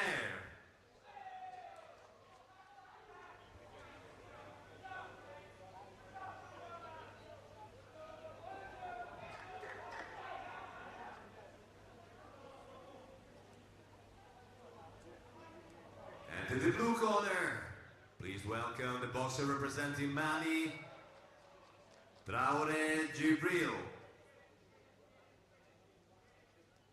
They're the scoring judges from Azerbaijan, Cuba, Judges. Turkmenistan, Kazakhstan, Judge 1, and Azerbaijan. Algeria. Judge 2, Cuba. Judge 3, Turkmenistan. Judge 4, Kazakhstan. Judge 5, Algeria.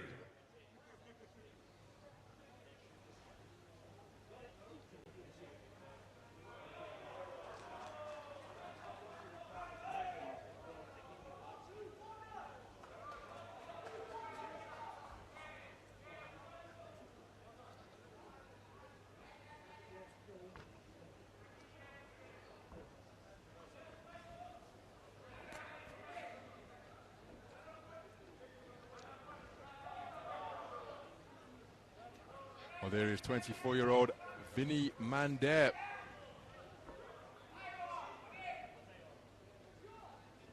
Representing IBN England.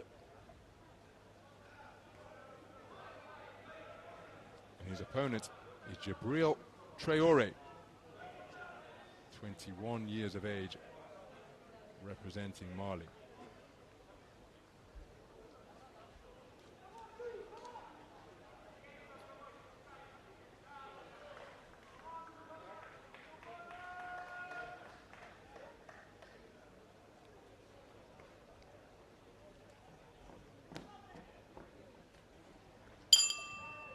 Round 1. So we're underway then. This is action in the 75 kilogram middleweight division in the round of 64. One of 10 contests taking place in the round of 64, and the boxer wearing red, who is bearing that gum shield and working the body beautifully is Vinny Mandair, 24 years of age, part of a two-man IBN England boxing team. And his opponent, wearing blue, is 21-year-old Traore, part of a three-man Mali boxing squad. Fights out of Maloun in France, and the 2024 African Championships bronze medalist at 75 kilograms, Kinshasa in the Democratic Republic of Congo. And this man brings incessant pressure to the boxing ring, but I don't doubt that Vinny Mandair and his team will have studied that, and they are trying to nullify that pressure by keeping the man on the back foot, and he's doing so effectively by showing variety in his attack to both body and head. Mandair.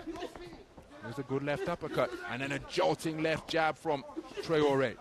And now Traore is beginning to warm up and trying to push Mandair backwards, approaching the halfway stage of this opening round.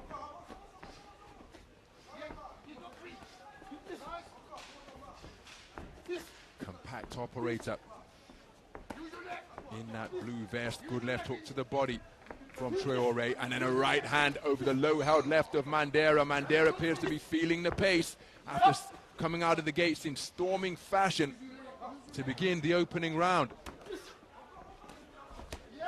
Puncher just taking on a little bit of a looping quality out of that southpaw stance now, and Traore looking to work his way in after bobbing and weaving his way into range. There's a single right hand success for Traore.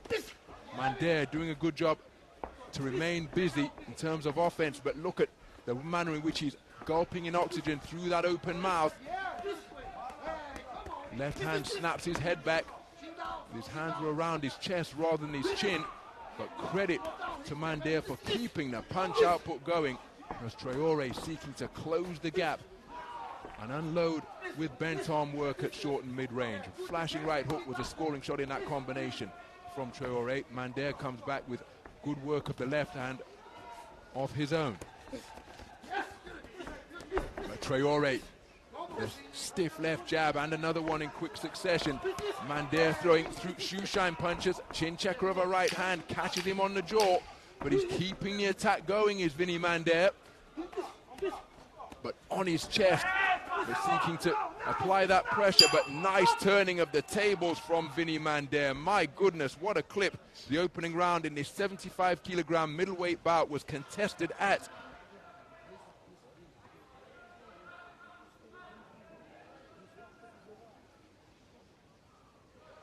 Some of the action from the opening round. Vinny Mandair started the contest working both body and head very effectively indeed. But then Traore just began to clamber his way back into contention. Push Mandair backwards. Mandair, despite breathing through an open mouth, was always competitive and always sought to answer when Traore had successes. I think the industry of Vinny Mandair could well be rewarded by the judges here. And he has taken the first round on a 3-2 split. Judges 3 and 4 preferring the work of Traore. Round 2. So the second round begins, and Vinny Mandair is beginning it in the same fashion that he begun the first, but look at the quickening of the feet in evidence from Dribril Traore. And Traore, we said that he's a front foot pressure fighter. He's a real handful. He is the 2024 African Championship bronze medalist. As for Vinny Mandair, two-time participant in the Haringey Box Cup in 2022 and 2023. Was that same year, 2022 that is, he was a finalist in the National Association of Girls and Boys Clubs over in England, 2016 National Junior Cadet finalist, and has shared a ring with Dan Toward, the ex-Team GB boxer and 10-time national champion, now a prospect in the super welterweight ranks as a professional. So Traore seeking to free his hands and find a home for his punches, but Mandair doing a good job of remaining busy with that active lead left hand. Good work to the body from Traore, and look at the manner in which he's seeking to sink in these bent arm hooks to both body and head. But Mandair showing real competitive spirit here. Remember, he edged the first on a 3-2 split. And again, look at him return fire and the favor beneath the elbows and behind the elbows of Traore. But then, because his hands were down throwing body punches, it left the chin open, and Traore has taken full advantage, and is resulting in terrific two-way action here beyond the halfway stage of the second round. Good left hook to the body from Mandair, but right back in his chest is Traore.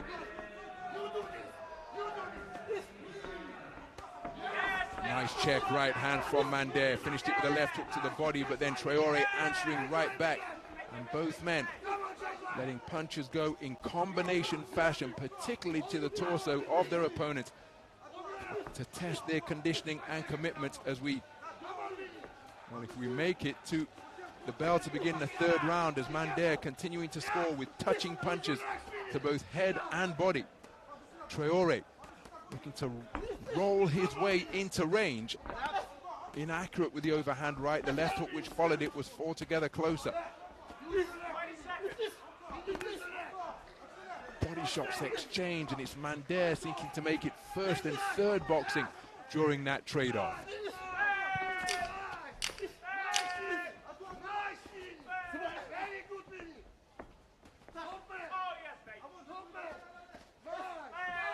Good work of the lead left hand, which was shot out in flicking fashion from Mandair to conclude the second.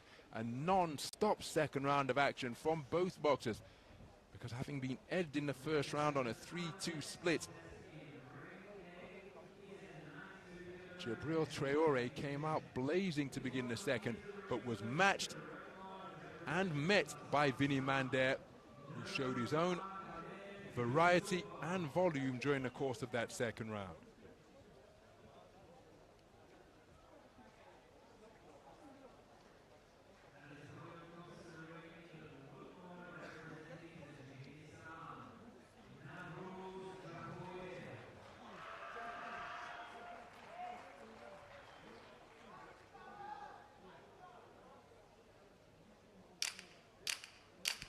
Seconds out.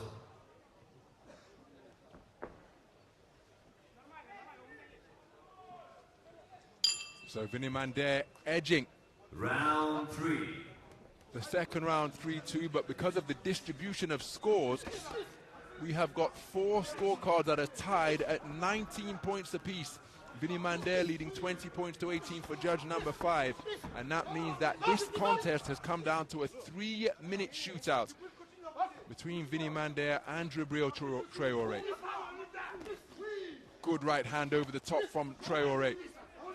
It's Mandair playing with that mouthpiece now. That can often be the sign of a boxer that is seeking to take in as much oxygen as possible and fill up their lungs with that precious substance.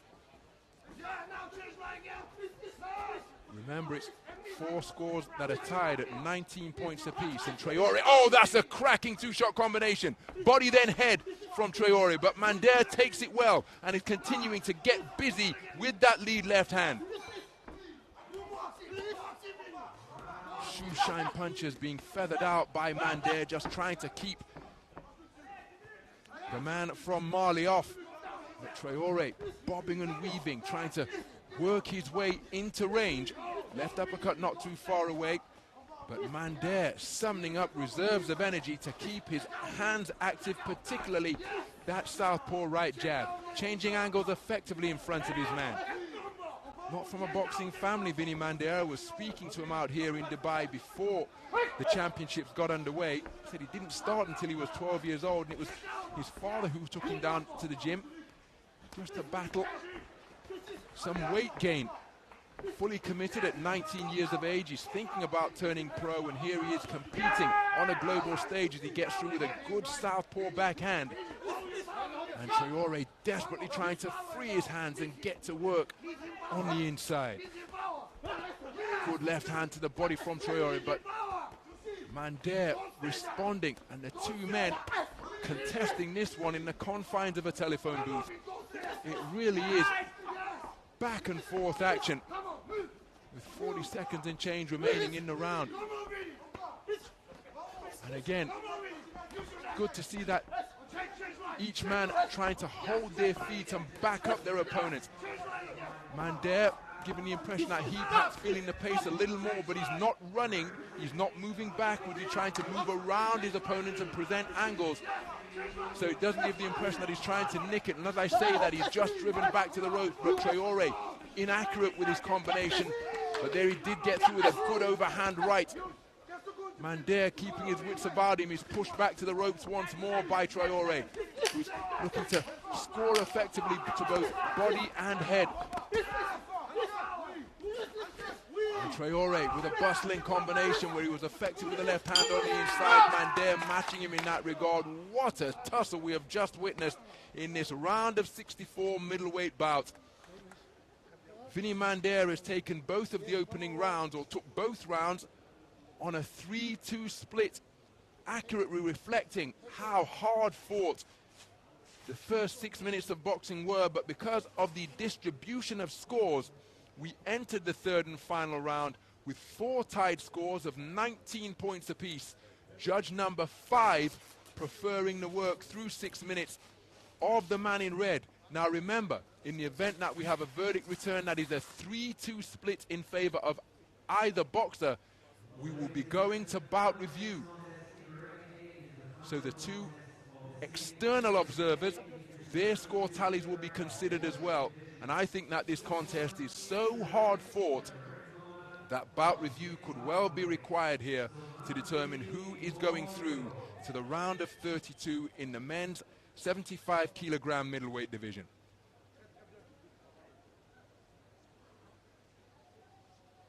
There's the number 7 seed from Australia, Kateni, that awaits, and both men pacing nervously. You see, the referee's not brought them together yet because the scores are still being tabulated. That could well mean that it's a split. Bout review could well have been required. Let's get the official particulars at the conclusion of that cracking contest.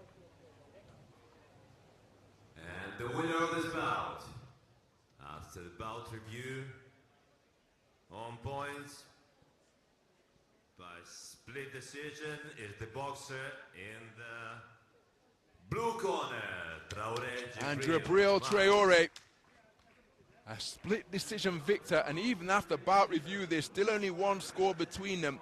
29-28 verdicts returned all the way. And Vinny Mandair of the IBN England team just edged out on a 4-3 verdict. Mandair took rounds 1 and 2 on a 3-2 split, but we were all square, 19 points apiece for judges 1 through 4, and then the phone booth brawl continued throughout the final 3 minutes, and it's Jabril Traore who has taken it by the narrowest of margins, a 4-3 split decision victory in favor of the 2024 African Championship bronze medalist, and he goes through to the round of 32, the second preliminary round, where he will face off against Kateni, the number 7 seed from Australia. What a contest. Round number 50, in ring B, the weight category 75 kilograms. Referee Mohammed Al-Sari, Iraq. Please welcome into the red corner, the boxer representing Rwanda, Innocent Mugenga.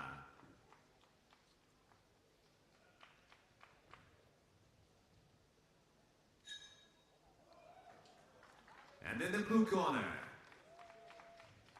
please welcome the boxer representing Sri Lanka, Mohammed Yasmin Usaid.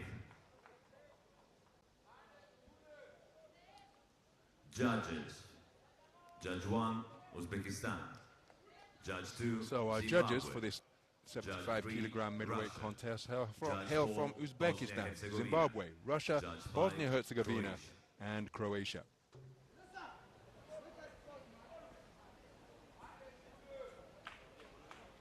Well, there is Innocent Mugenga. Heard him pronounce it that way, so I will follow suit.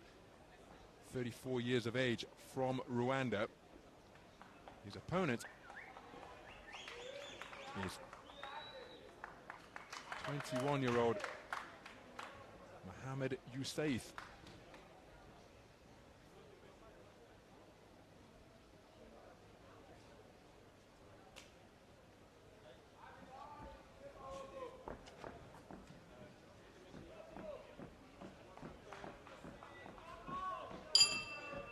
Round one. So we move into the opening round. Oh, and what a start by the southpaw wearing blue. 21-year-old Mohamed Youssef of Sri Lanka, part of an 8-man Sri Lankan boxing team, taking it to his 34-year-old opponent, Innocent Bugenga. And another cracking right hand has completely disrupted the boxing stance of Bugenga, and he is keen to claim his man and hold on. Not giving him any chance to find a rhythm or flow in this is Youssef. And another southpaw left hand drives Bugenga backwards, and I'm not sure his legs are back fully beneath him yet. He's had a cracking 2025, has Youssef. At the Asian Under-22 Championships earlier this year in his homeland in the capital, Colombo, he came away with a silver medalist. Came away as a silver medalist. And last year at the Asian Championships, he was a quarter finalist at the edition in Chiang Mai in Thailand. Possessed a terrific range and reach in the 75 kilogram middleweight division, and he has turned those attributes into assets in the first half of this opening round here. Innocent Bugenga, random boxer, he grew up in Sweden, and again, the accurate, heavy punching of Youssef bringing about a standing count, and Bugenga desperately trying to get his legs back beneath him with some form of solidity. There's another right hand left hook success from Youssef. It's rather untidy from Bugenga in his bid to establish his range.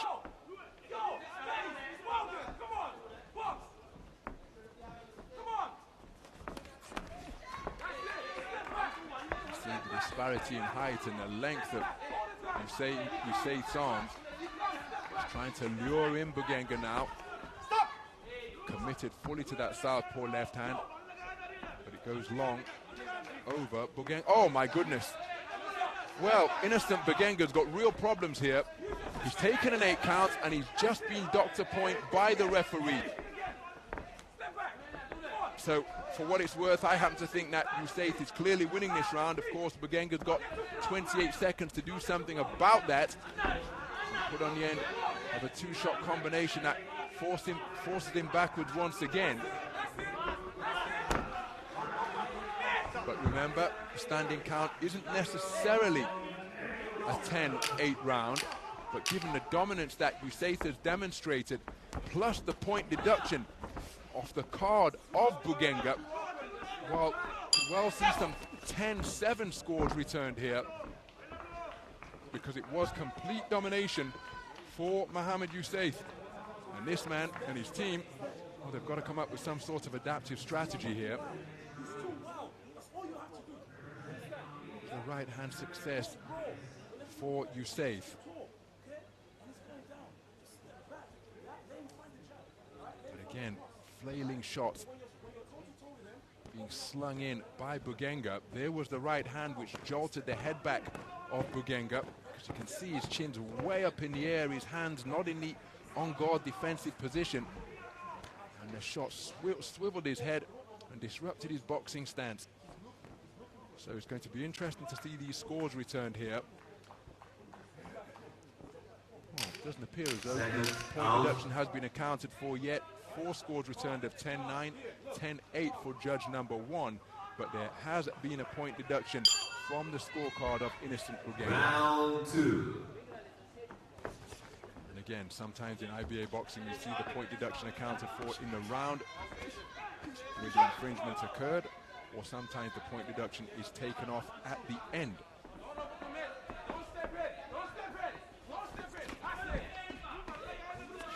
So as mentioned, Innocent Bugenga, heard him pronouncing his own name, because he's features prominently in footage depicting his own journey. There's a Netflix-style documentary being made called The Long Road Back, charting his journey in boxing. Seems like boxing makes him feel alive. Fought in Kigali, the Rwandan capital, recently on a multi-nations fight night event at the Zaria Court last month. And so he's had good preparation for this, but he's almost galloping his way forwards there, and the disparity in experience, despite Youssef being the younger man, as he's picked off by a reverse 1-2, southpaw left, right hand from Youssef, but the disparity in experience is beginning to become more apparent the deeper we go into this contest, because Bugenga's chin is way up in the air. That's why his head's driven back by the southpaw left again, and a wide open target sees him take a cracking southpaw left cross, and it deposits him on the canvas for the second count of the contest. Referee taking a close look into his eyes, and he's allowed the bout to continue just beyond the halfway stage of this second round.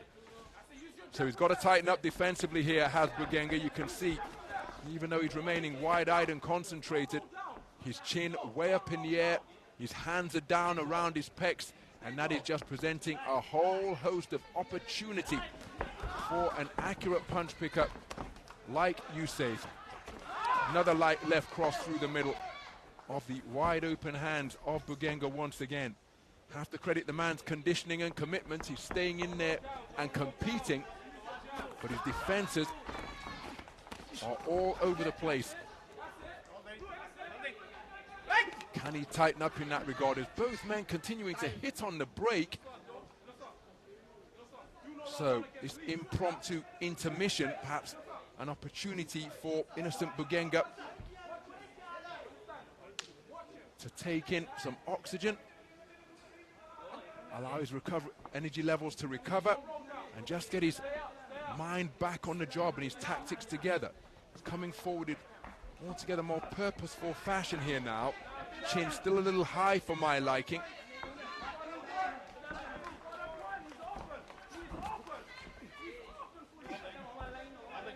Closing seconds of this second round.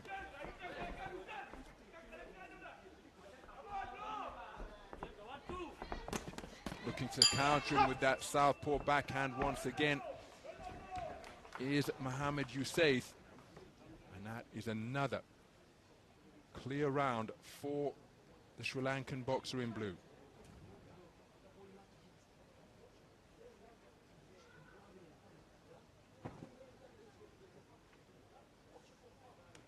Some of the action from the second.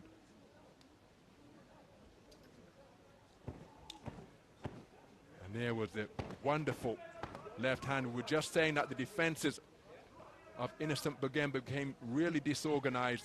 He was trying to fight his way out of trouble, but hands down, chin up is a bad combination in the beautiful sport of boxing, and it was fully exploited by Mohamed Youssef. So one score of 10-8, four scores of 10-9. So that gives us 3 scores of 2018, 2 scores of 2017. And remember, there is a point deduction that was taken off the scorecard of innocent Bugenga in the opening round.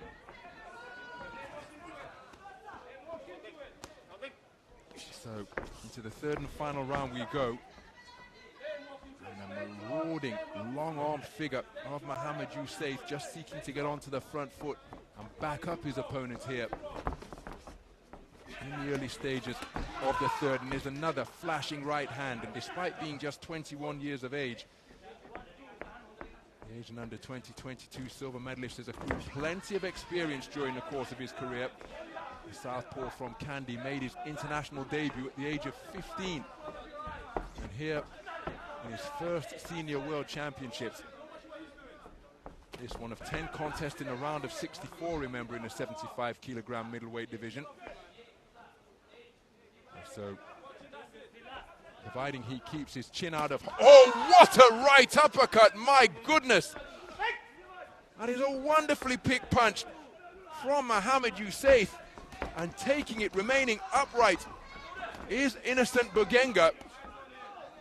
Credit to him, he's going in search of the big round that he needs in order to get himself back into contention here. Remember, 2 scorecards of 2017, 3 scorecards of 2018, as Youssef just dropping down with a left hand to the body. But that was an absolutely cracking uppercut uncoiled by Youssef. Just beyond the halfway stage of this 3rd and final round here now.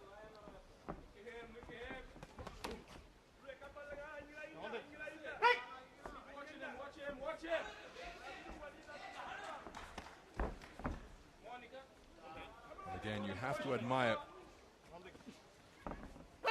the commitment and the determination of Bugenga. You see, I think that's hitting on the brake, because when the referee is issuing the command of break, Youssef isn't really taking a step back and he's springing straight back into action. Now, of course, the referee's mantra is to protect yourself at all times. Flashing right hand landed on the inside by Bugenga, perfectly illustrating the fact that he is still in there continuing to compete, and he believes that he can find the finishing shot that he needs in the remaining 30 seconds and change of this 3rd and final round.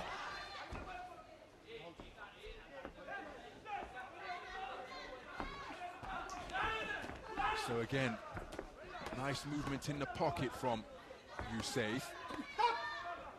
And for a man who is vitalized by the sport of boxing, well, Bugenga will have plenty to look back upon here. There's plenty to work on as well. Rapier-like right hand snaps into the face of Bugenga. And despite his best efforts, Innocent Bugenga hasn't been able to produce the big final round that he needed. An incident-filled encounter in this round of 64 bouts in the 75 kilogram middleweight division. This man competed right up until the very final bell, having taken an 8 count in the 1st round and decked heavily in the 2nd, and walking on to that brilliant right uppercut in the 3rd. Took it well, competed all the way to the conclusion of the contest, letting his hands go throughout. But I think there can be little doubt that it's going to be a unanimous points decision victory for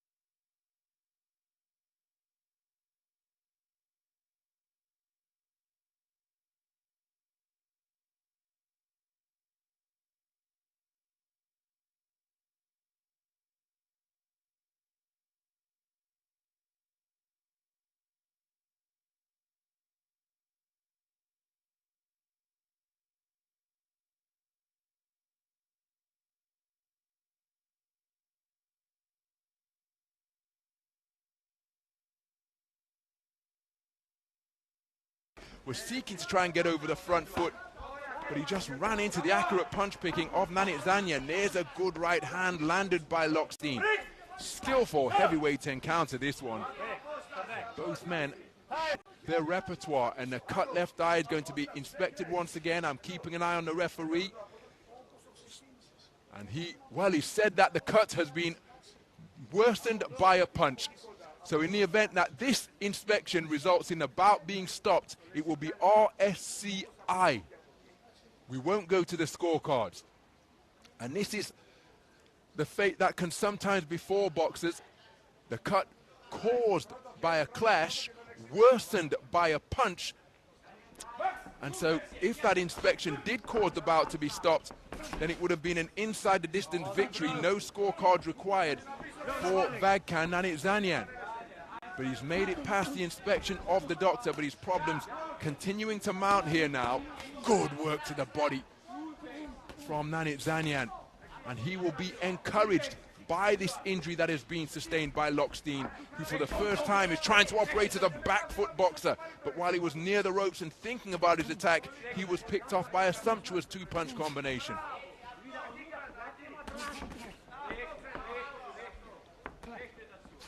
So it's a really difficult mission here now for Daniel Lockstein. But of course, his desire won't be diminished. Nanit-Zanyan just touching his man with punches where he reduced the power.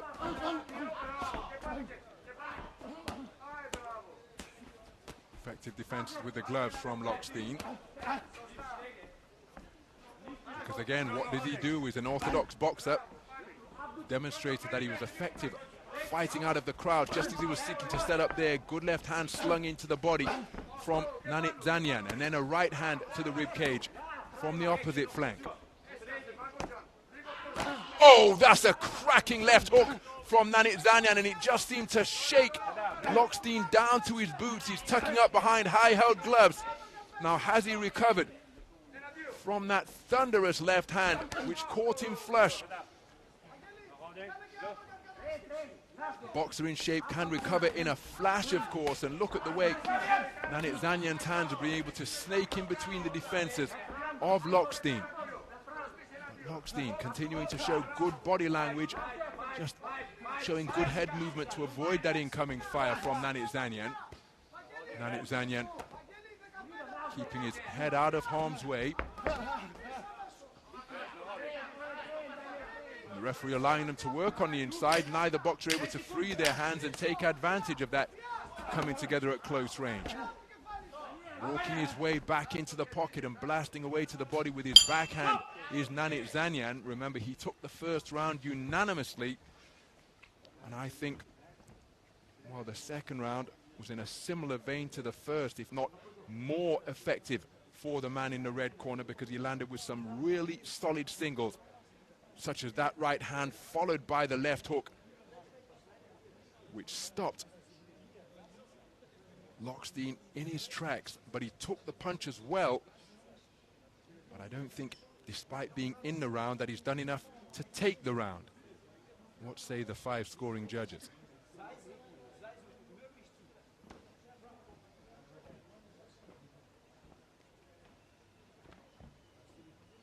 So 2 rounds completed, and each of them has been taken unanimously by Vagkan Nanit-Zanyan. Second out.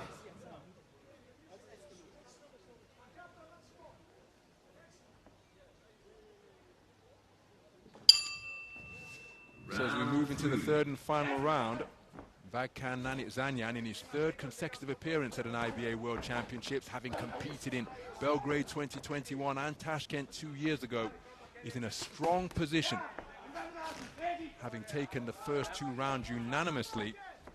Multiple national titles as well in his homeland. Still accurate with the left hand there. Back in 2017 in the Continental Youth event, he slammed with another scything left hook.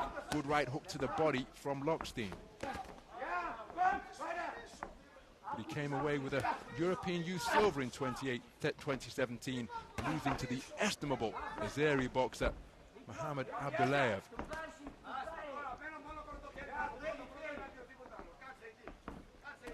So the man in blue needs a massive final round here. He's conceded the first 2 rounds for all of the judges. The corner have done a good job staunching the flow of blood. There he slams in a left hand to the body, followed by a right hand that landed around the temple. Then another body shot just doubles over Nanit-Zanyan momentarily. He's looking for a sneaky counter right hand. Bobbing and weaving and rolling his way out of a crouch, looking for that left hook once again. Is Lockstein. There was a slashing left hand whipped in by Nanit-Zanyan. And again, both boxers seemingly sometimes at close range, almost as though they're waiting for the referee to intervene, but the referee happy for them to work away on the inside.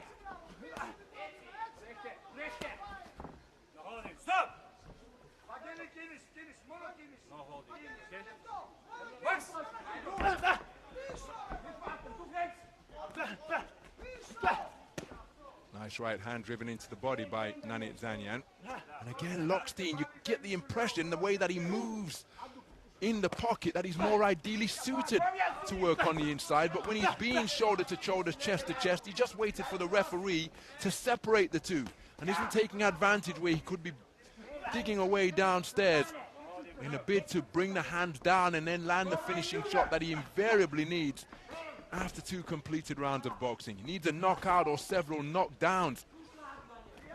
Nanit-Zanyan breathing through a mouth that's open, but he's managing this 3rd and final round well. Bit of a ponderous roundhouse right there, which wasn't counted. He's feeling the effects of his exertions here now. But he can enter bout management mode and just stay out of harm's way. Putting 2 shot salvos together nicely. Left hand sunk in just above the belt line.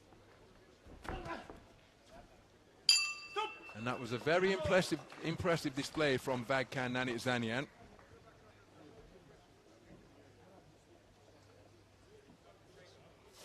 Daniel Lockstein, bedeviled by some bad luck in that opening round after an accidental coming together, saw him sustain a cut over his left eye. Never stopped competing, Lockstein. But trailing 20 points to 18 after 6 minutes of boxing, he needed a massive final round. And Nanit-Zanyan was able to keep his composure and his wits about him to the extent that he never was in any serious trouble. So let's get the official particulars. It will be the man in red, unanimous points decision victor.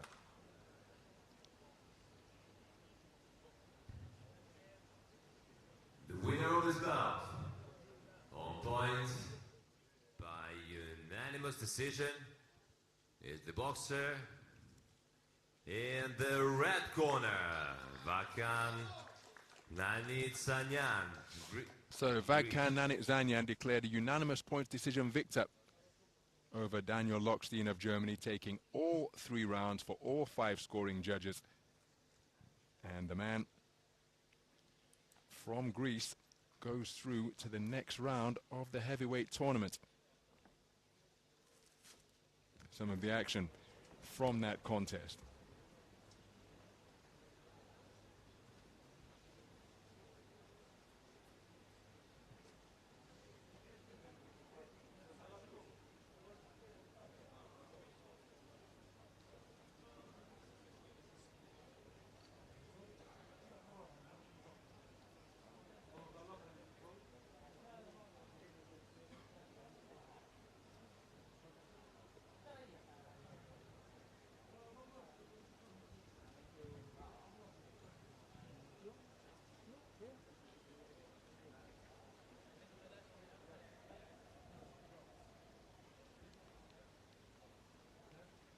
Bout 53 in ring B, weight category 92 kilograms. Referee Steven Masiambombi, Zimbabwe. Into the red corner, please welcome the boxer representing Lebanon, Antonio Bow.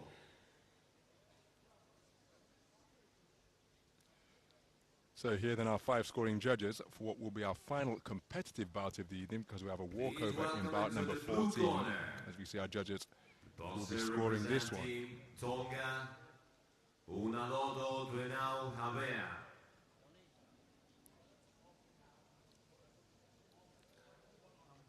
Judges: Judge 1, Algeria.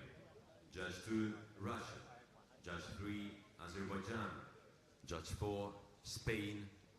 Judge 5, Kyrgyzstan.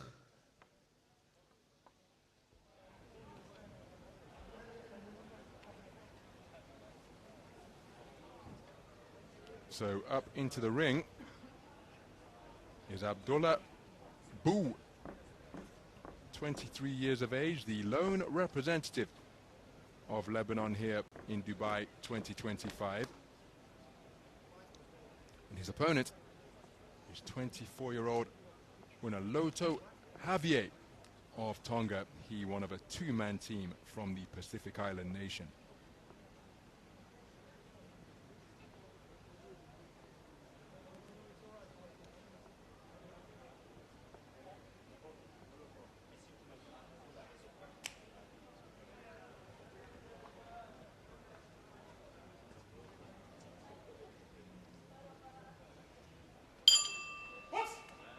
So we're underway then. Round 1. Preliminary round action, and the man in blue has come out blazing and set about his opponent immediately, and a pile-driving right cross sends Abdullah Bou to the canvas. And if the referee allows him to continue, well, I'm not sure he's going to make it out of the first round, given the way that Unaloto Javier set about him right from the opening bell, and a blistering combination penetrates the defenses of Bou. And the referee from Zimbabwe has seen enough. This contest over in a blink. A 29-second first round stoppage. And Unaloto Javier, the 2025 Oceania Championship silver medalist, came here in no mood to hang around. Took a look at his opponent across the ring, marched across the ring, landed a right cross which sent his opponent to the floor. And on the resumption, he was unerringly accurate and relentless. And it's the briefest of stays here at Dubai 2025 for Abdullah Antonio Bou of Lebanon. And now we just await the official particulars, because through to the next round to face off against Vagkan Nanit-Zanian goes storming Unaloto Javier. What a contest, what a finish. Did not waste any time. By referee stop contest, the boxer in the blue corner, Unaloto Javier, Tonga. So, Unaloto Javier, a first round stoppage victor. The briefest of performances here to wrap up our action, because bout number 13 in Ring B, bout number 54, is a walkover. That was also scheduled at heavyweight. But the man from Gabon unable to make it to the ring, as we take another look at the first knockdown score by Unaloto Javier. Winner by walkover, Abdullah Rajab of Cambodia. Waving things off in the opening round.